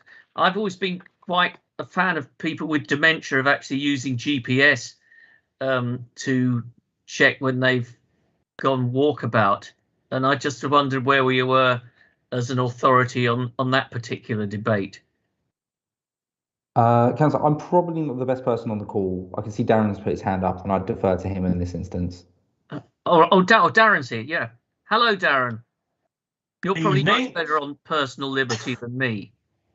So if we were going to do that and it was something we were involved in their life, that would be classed as a deprivation of liberty. So we would have to get Dole's approval for that, and it would be the same as we move into LPS, because we are monitoring, so surveilling that person's freedom. So yeah, it would be covered under Dole's. So it might be slightly easier actually under the new regime, is it? Because community doles, you have to go to court to do it. And I think I'm right in saying that when the liberty protection safeguards comes in, we won't have to go to court anymore. That's correct, Richard. And I think the point that Councillor Pye made at the beginning around the range of technology that is available to help everybody in their life has so much potential to help people with additional needs that's one of the areas we really need to explore more. I just wanted to pick up the point you mentioned about continence a minute ago, Richard, because actually I was on a call the other day, and you can get these, I don't know what they're called, super toilets that actually monitor how often they're being used, can analyze people's urine as they're using them. So a lot of the really advanced technology, again, it's the point Councillor Pye made, are there to help with some of the health issues. But I think for some of the social issues, we really need to explore some of that universal technology and how we can apply that to the people that we are trying to support. Toilets even more than that, Darren, but I don't think we'll go into that on a Teams call. I was going to ask about the time frame, which was where was it? Page 46, 3.16. And perhaps I think we need, obviously this is a developing area, and we need to go back. We need to have this back really as some of these aspirational plans solidify into something more concrete. And it's I noticed that there's also the retendering the contract. Are there any issues there that we need to be aware of? Is the brief? Should we have any input into the brief that you're using for that? That's for the community alarm contract I was referring to, which is where is it? It's page 45. I've got it on. Yes. The bottom of the table. Yes, Councillor. The committee have informed previous standards that they would like to see in contracts, most particularly when we spoke about readmission and home care with regards to what minimum standards the committee would like to see around providers. Certainly, if the committee would like to make recommendations on the sorts of things that they would like to see within future tenders, we can consider that and come back on if there would be any issues with those. But we certainly welcome the input of the committee in developing these services as we go. Could you send us a kind of your opening gambit? I don't think it's anything that we're going to be able to do at this meeting, which I've already been far too lax and ineffectual as a chair. But it's something that we could possibly look, if you could send around what you were thinking about, and then I'm sure we might have suggestions which we could make outside the formal scrutiny process, or in fact we could perhaps pick it up at the next meeting. What's the time frame for the recommissioning? So the recommissioning needs to take place, I believe we're looking at a October timeline, but I will go back and check that. Okay, so let's Mike, let's provisionally schedule looking at the brief for the recommissioning at the first meeting of the next cycle. So all of us might have been blown away by the wind of change by then, but I think it would be interesting for either ourselves or our successors to look at then, but it's not something we can dream up at the moment with the time constraints on this meeting. But thanks very much for that.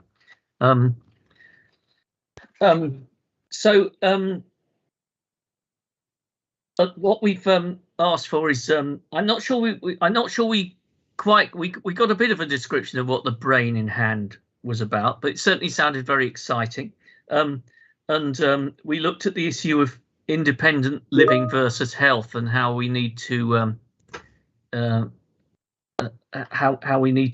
use assistive technology not only for that but to enhance independence and well-being, and how that as things progress, people will have more bespoke items, and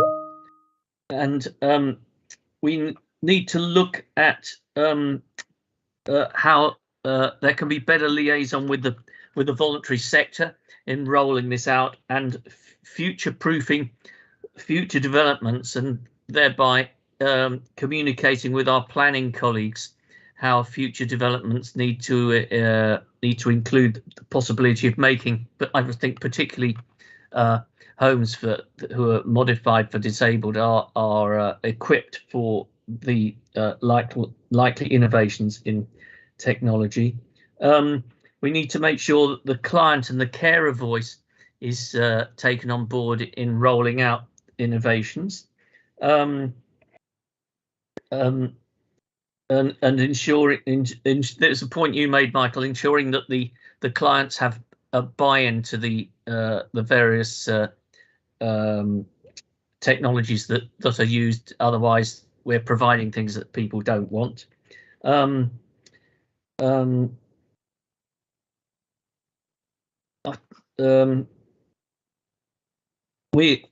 we made the point on my question that we need to complement traditional care and not replace it, so that we maintain the human contact that people need so much as they perhaps as their horizons narrow with age or the increase of disability and the very important role that it has in prevention. Is there any other item that we've discussed that I didn't pick up there that we need to note? It doesn't appear that there is. So thank you very much, Michael, for that interesting thing. And obviously that needs to come back in the fullness of time. I think in the next, perhaps after the elections in May, when we're looking at next year's cycle. We can now move swiftly on to the update on the progress of the health and wellbeing link workers. I don't know, John, if Catherine is lurking somewhere, but I know that she was very interested in this item, and I did send her an email to ask if she wanted to join us for it. She has sent me something that she would like to ask, because lovely though Loveday, her daughter, is, Loveday is currently screaming the house down. Right, okay. That's I just asked whether I did send her an email, which she may or may not have picked up. In case she really appreciated that, Richard, and wanted me to pass her thanks on to you for that, but I'm afraid not this evening. Right, thank you very much. So, Tess, thank you very much. Thanks, Richard. Yes, good evening, everyone. I'm Tess Glendale. I'm the head of Early Help Partnerships, and I'm the officer responsible for implementing the new Health and Wellbeing Link Worker Service.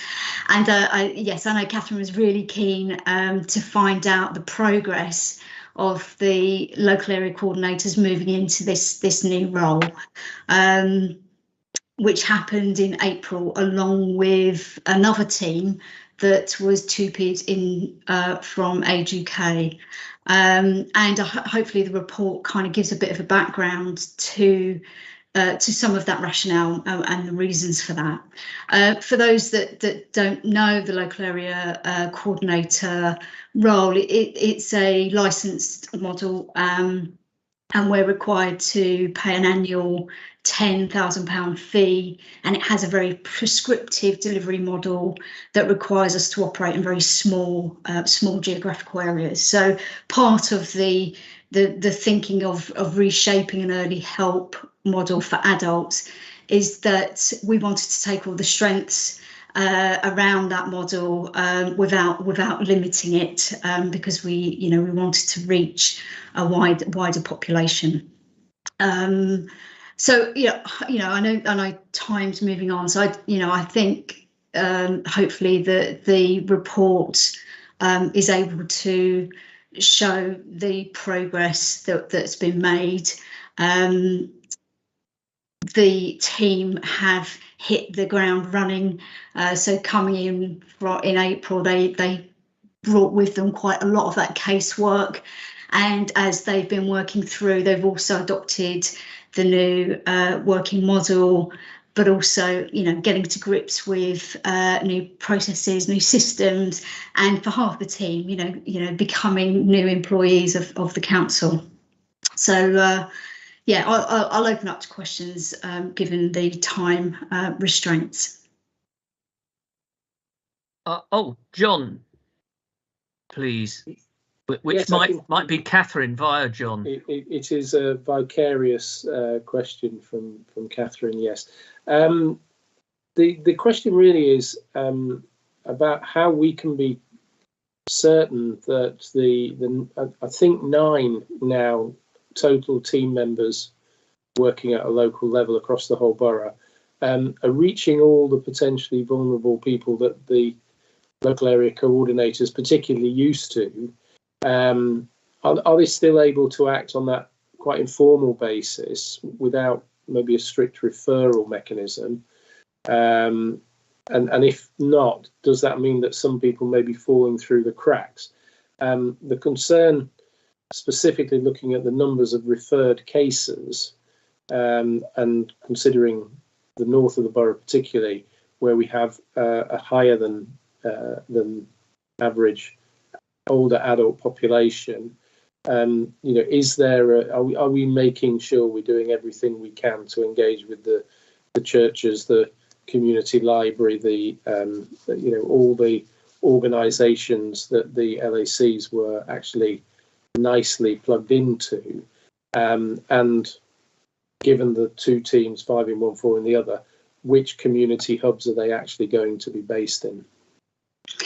Yeah, sure. So I think it's worth noting that in terms of the redesign of this targeted offer for adults, it was looking at early intervention and prevention and how can we get in early and have a wider reach across the borough, as opposed to those very 6 distinct wards.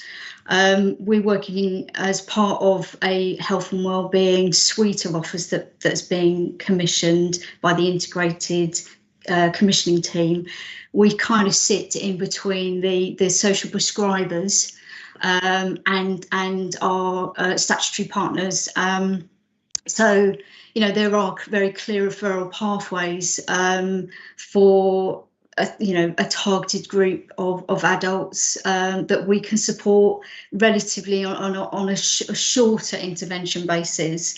When we did look at some of the evaluations of the work that was happening with the local area coordinators, they had quite a number of cases on their books, but not necessarily having high engagement or high contact.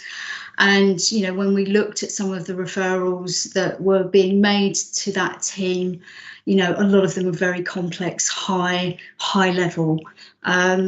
So we needed to look at what was reasonable in terms of that wellbeing offer, and how can we position it so that it was targeted, so it wasn't somebody who could pick up the signposting from a social prescriber but did need a little bit more support to access to get good outcomes.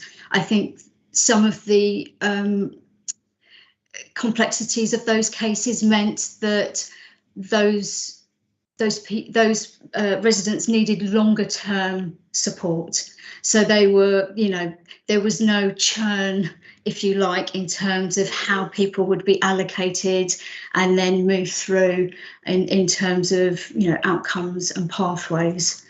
So part of all of that was part of the the evaluation we did around reshaping that offer.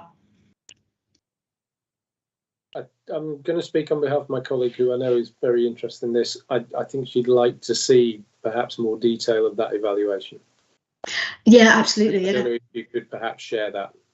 Yeah, we can. I'm sure if you share it with her, use her council email address. She's on maternity leave, but certainly checking stuff. Then I'm assuming share it with the main committee, the normal committee members. That would be absolutely fine. If that's okay with you, Chairman. Yeah. Yes, I think we possibly would like to see that evaluation, and if I think this again will have to be put back to the next municipal year, and I'm not sure, but to have it present, I think it would be good to have it sent round. But if you could possibly spare the time to present it briefly after, I think that would be helpful. It shouldn't be a long item, but just to help us find our way through the evaluation might be just crystal clear, but there again it might need some contextualization. But that's a very helpful request. And Mike, if we could share it when it comes with Catherine, that would be a good idea. Yeah, no problem, Chair.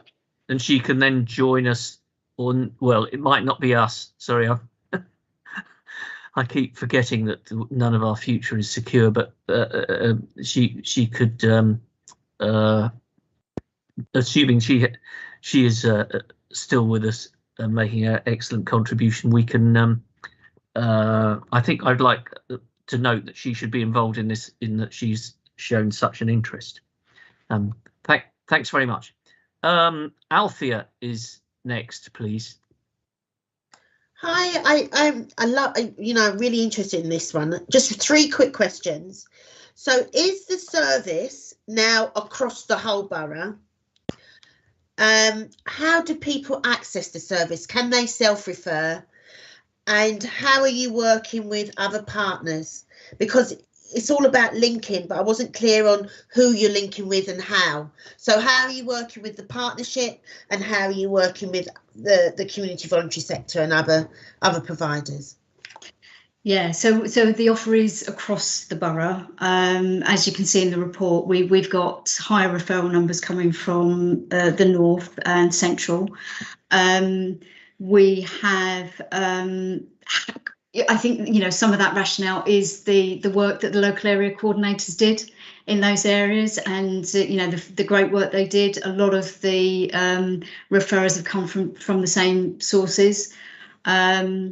But we also get lots of referrals from NELFT, adult social care, social prescribers, where they are working also across the borough. So, where we know that we need to make services more aware in the south, and to reach out and to really start to see more referrals from that area. But we're hoping now that with some of those other referral pathways, that we will start to see a bit more of a balance. Okay. Thanks very much. Do you need to come back, Alfie, or is that's fine? Thanks very much, Tess. I have Anna next. Thank you very, very much, Chair. Oh, link working. And they are touched base on referrals, if people can self-refer or if they need to be referred by someone. I think I will have hinge on that and ask specifically what are the referral pathways. And how have they been working, the link workers, during this lockdown and this Omicron wave that we've been going through? Because from what I'm reading and seeing, it's kind of like a face-to-face work. And in the team of link workers, are they qualified, or what is the composition or the makeup of the team? The reason why I ask this is some teams like the crisis team, you will have the social worker, you'll have the nurse, you'll have the doctors, you have everybody in that team that makes everything holistic, that provide the care holistically. So with the link workers, what is the formation of their team? And do they deal with physical health, or do they cut across dealing with mental health as well? And with regards to link working, what is the reason? What is their aim? What do they intend to achieve? Is it to stop people coming from primary care into secondary care? Or is it just to provide kind of support and stability in the community? What really is the aim? I think there's a couple of questions in that, and I'm sorry if I got them all together. I didn't want the chair to not allow me back in again. Thank you very much. Okay, yes, self-referrals. So people can email the generic account and make a self-referral. We've been seeing people through the December. We did have a bit of a lull with people wanting to rein back a bit before Christmas, which is understandable. But the biggest impact for us is a lot of the work is around social networking and trying to get people who feel socially isolated or need to improve their confidence sort of linked in to services and activities. And that's been challenging when there's been suspension of those groups, or where there's been minimal numbers or places not taking referrals. So I think that's been the biggest challenge. I think the other challenges where we've had more vulnerable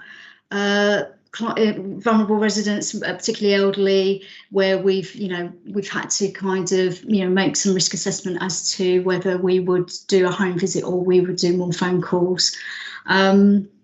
But we're hoping that as with the summer, that we can get back to some kind of normal levels of face-to-face contact. As for the work that we're doing, it's very much helping people to help themselves, and it's very much around behaviour change. So it's motivating people to want to do things, to want to change their situation, to set their own goals and ambitions, and that we support them with it. And that's the biggest part of the challenge, is that we're saying we're not going to do it for you, but we will, support you to be resilient and independent. And that's the aim of that service. The background of most of the team, it does vary. Nobody's a qualified social worker, but there's a housing backgrounds, there's advice and social prescribing. So it's a range of supporting roles that people have had, but nobody is qualified as a social worker in that team. But we are looking at how we can accredit and get that team some training, particularly around wellbeing coaching and motivational interviewing, because we think that would be really, a key driver for some of that work with our residents. Yeah, can I just come in, just please? Would you allow me?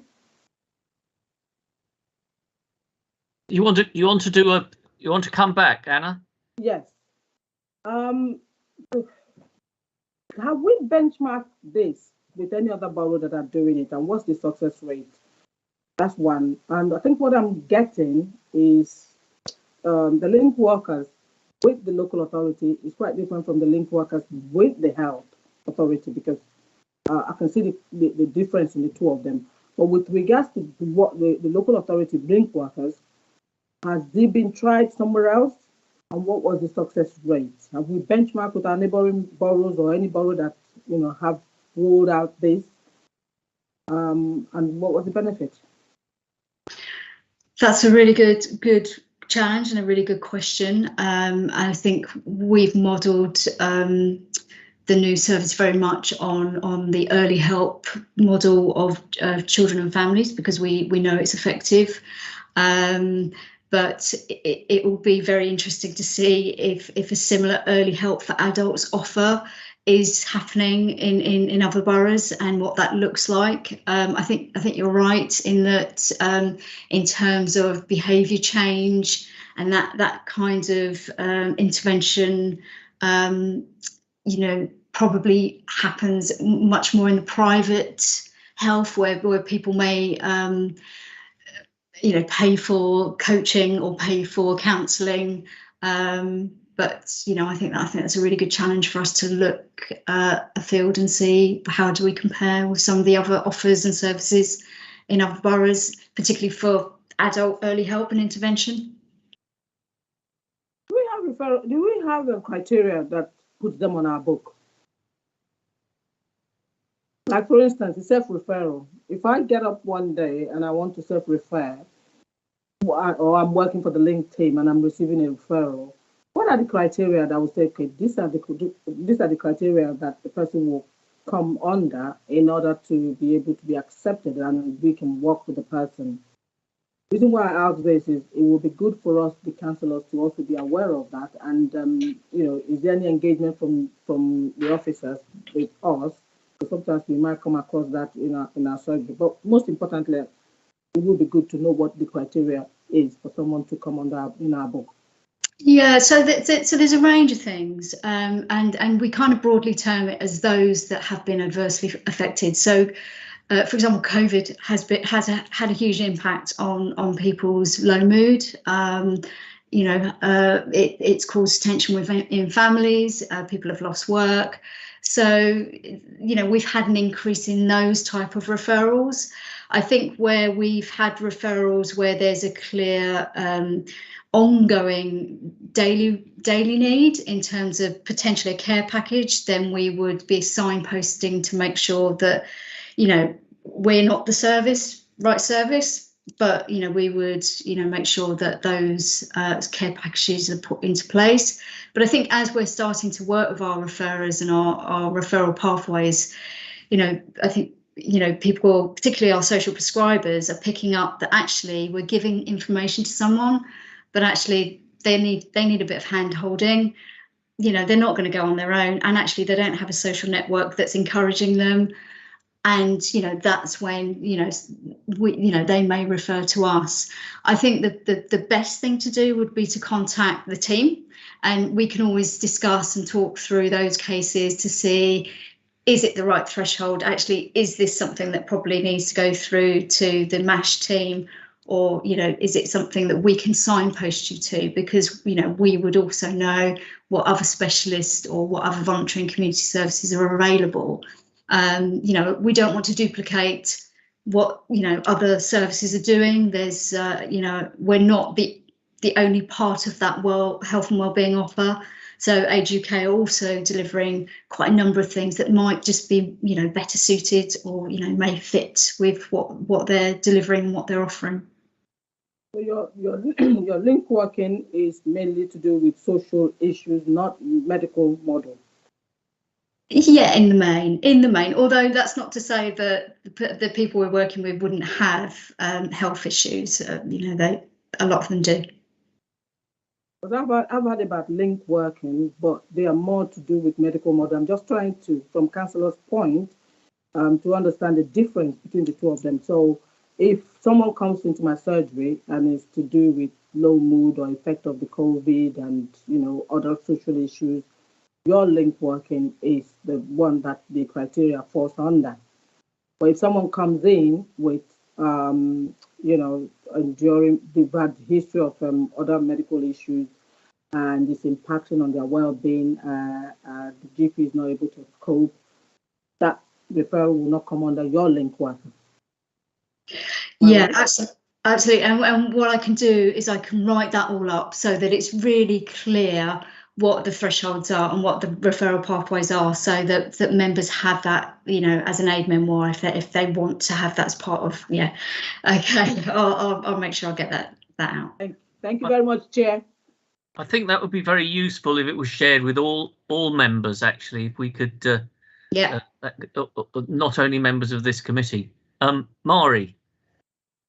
Thanks very much, Richard. I think you and Anna probably made the point that I was going to make. It does concern me that I've only ever found out about this scheme through this committee, and local councillors probably have more contact with residents than pretty much anybody, and so it's really important that they know about this service. There is a weekly councillors email bulletin that goes out to all councillors, and I think it would be really good if we could get something about this included in that bulletin. Yeah, absolutely, councillor. Publicity, Mary is saying. Yeah. Thanks for that, Mari. I would just like to mention, Tess, that the local area coordinator scheme was benchmarked against other boroughs, and we nicked the model from other boroughs. I think it was in deepest Essex, where I remember my Kevin's predecessor Angie Bean went there to check it out a few years ago. Maureen's nodding. So I think they blagged it from Australia. Yeah, they did. Oh, did they? Even further than Essex. Yeah. Okay. Yeah. So the local area coordinators was rolled out to other boroughs, definitely, but it's the adult early help that perhaps is something that's a bit more unique. Yeah.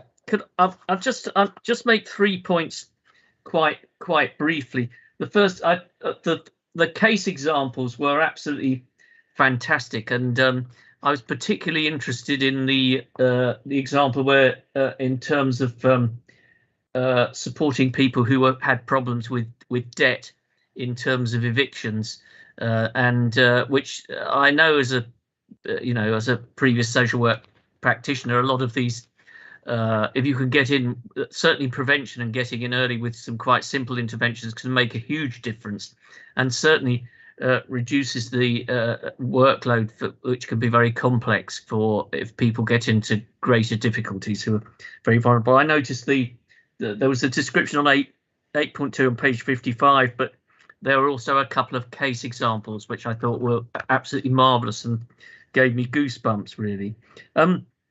Bearing in mind that the reach is much wider than the local area coordinators who are limited to particular wards, including mine, which is good.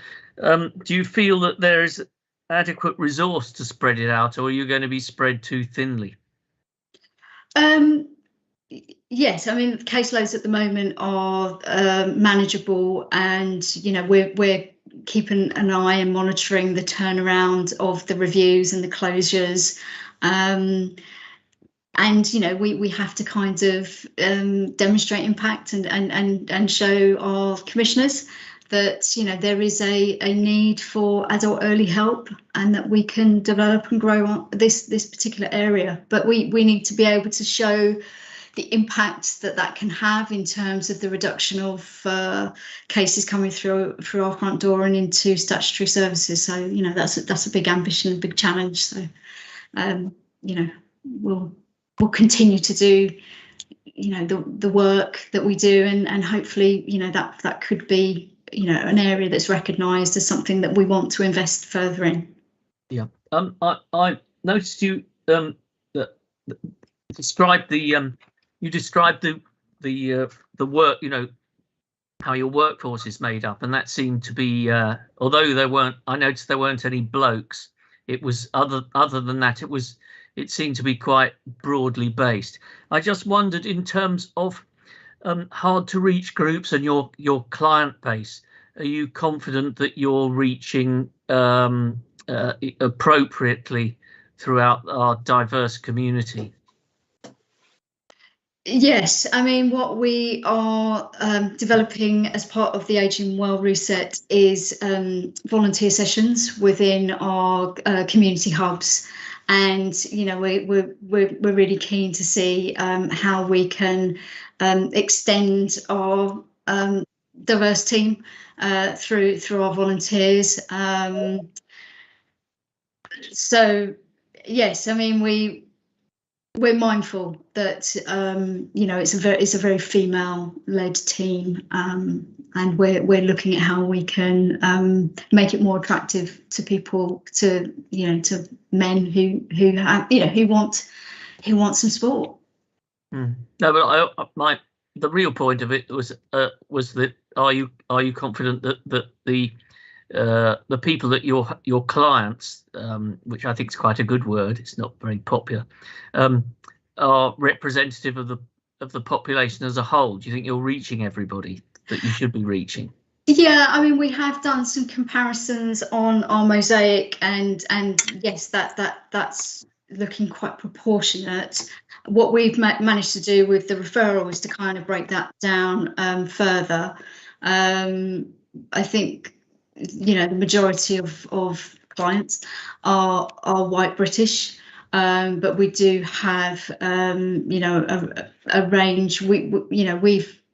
We've seen less referrals from Black, African and Caribbean, and you know, we know because of some of the work we've been doing in children and families that, you know, that cohort, that group of people find it much more difficult to engage with services where they're distrustful, you know, and we still are to some degree a council service, so we're mindful of that, and we're looking at how we can you know, do some more outreach with our community organisations to, you know, to offer that support more widely to that community. Okay, well, when that and others, I would think, but certainly when this comes back in the fullness of time in next year, I think I'd particularly like to request that your efforts and hopefully success in reaching a broader client base would be addressed in that. Thank you very much. Well, I think we've oh, hang on, Anna wants, yeah. I just wanted to touch base with the last statement with regards to the hard to reach or engaging community, which happens to be the BAME. I think I can speak for my own community. Often a time when people seek for help in terms of like the link workers, extended community or family members look at that family as weak. I don't know if I'm making sense. It's a traditional thing. Yeah. They look at you as being weak because we believe in extended familyhood and we're there to support each other. So if you have someone, say for instance, if my parents are engaging with social care and getting the link workers, supporting them to go to these activities and that activities, the children will be looked at as, you know, being a failure because you failed your parents who have raised you up. Culturally, it's expected that you should pay back.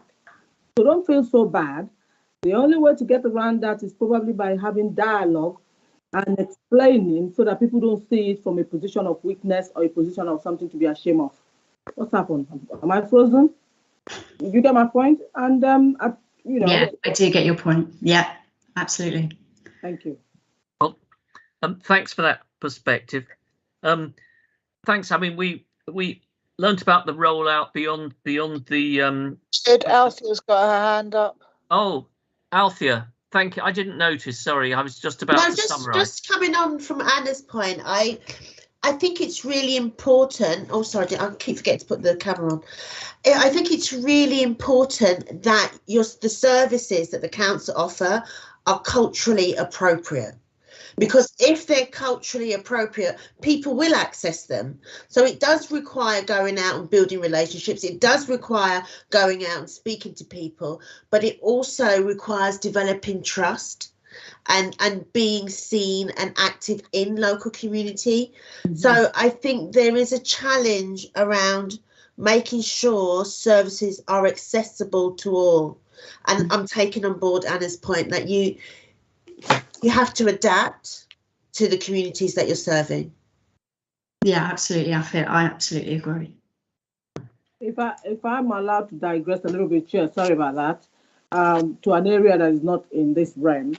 When it comes to adoption and fostering, that's one key problem why the difficulties with Black and ethnic minority coming forward to be adopters, you understand me, or fosterers, is because of the screening, the involvement, because I've been on that panel, and when I looked at it, from where I'm sitting, I could see that there's no way you get people from the Black community engaging.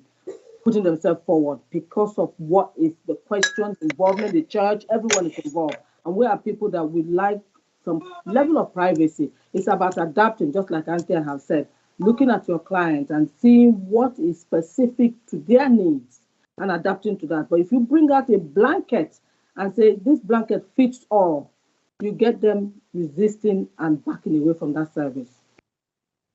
Well, thanks for that.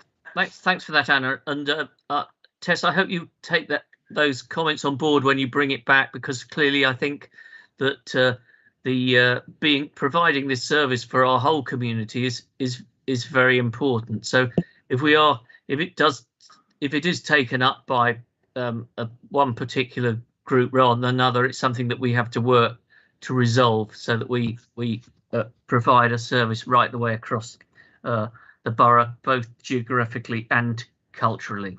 Yeah, absolutely. Thanks very much. I've got to. We looked at the rollout from the 9 boroughs to the whole of the borough. We looked at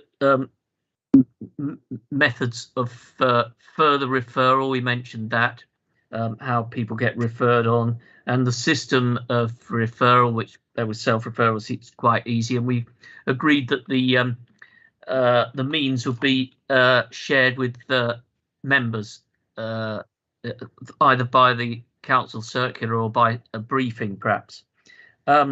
We talked about working with partners in the voluntary sector. We talked about benchmarking the early help model and how we compare with other authorities, and then finally making sure that it's a service that's available to the whole community, and making sure that there is culturally appropriate provision. Have I missed anything that we raised? No, silence. No, it sounds like you got it all there, Richard. Okay, thank you thanks. I'm just moving before we get turned into pumpkins. We're just finishing. We get turned into pumpkins at 10. Thank you very much, everybody, for both presenters and members for coming this evening, and which I think was very fruitful. I don't think we're going to have to rubber stamp anything at an emergency meeting, and we can confirm minutes and recommendations when we next meet, hopefully in person, which I think is in March. Is that right, Michael? Yeah, that's right, Chair. Yeah. I'm just getting the exact it's the 8th date. of March. It's the 8th of March. Oh, the day after I shall be 66 by then. I'll be a year older on the day before. Actually, we meet in person. We could perhaps have a drink afterwards. How about that? Cake. I vote for cake. To celebrate my becoming eligible for the state pension. Thanks, everybody. Thank you very much.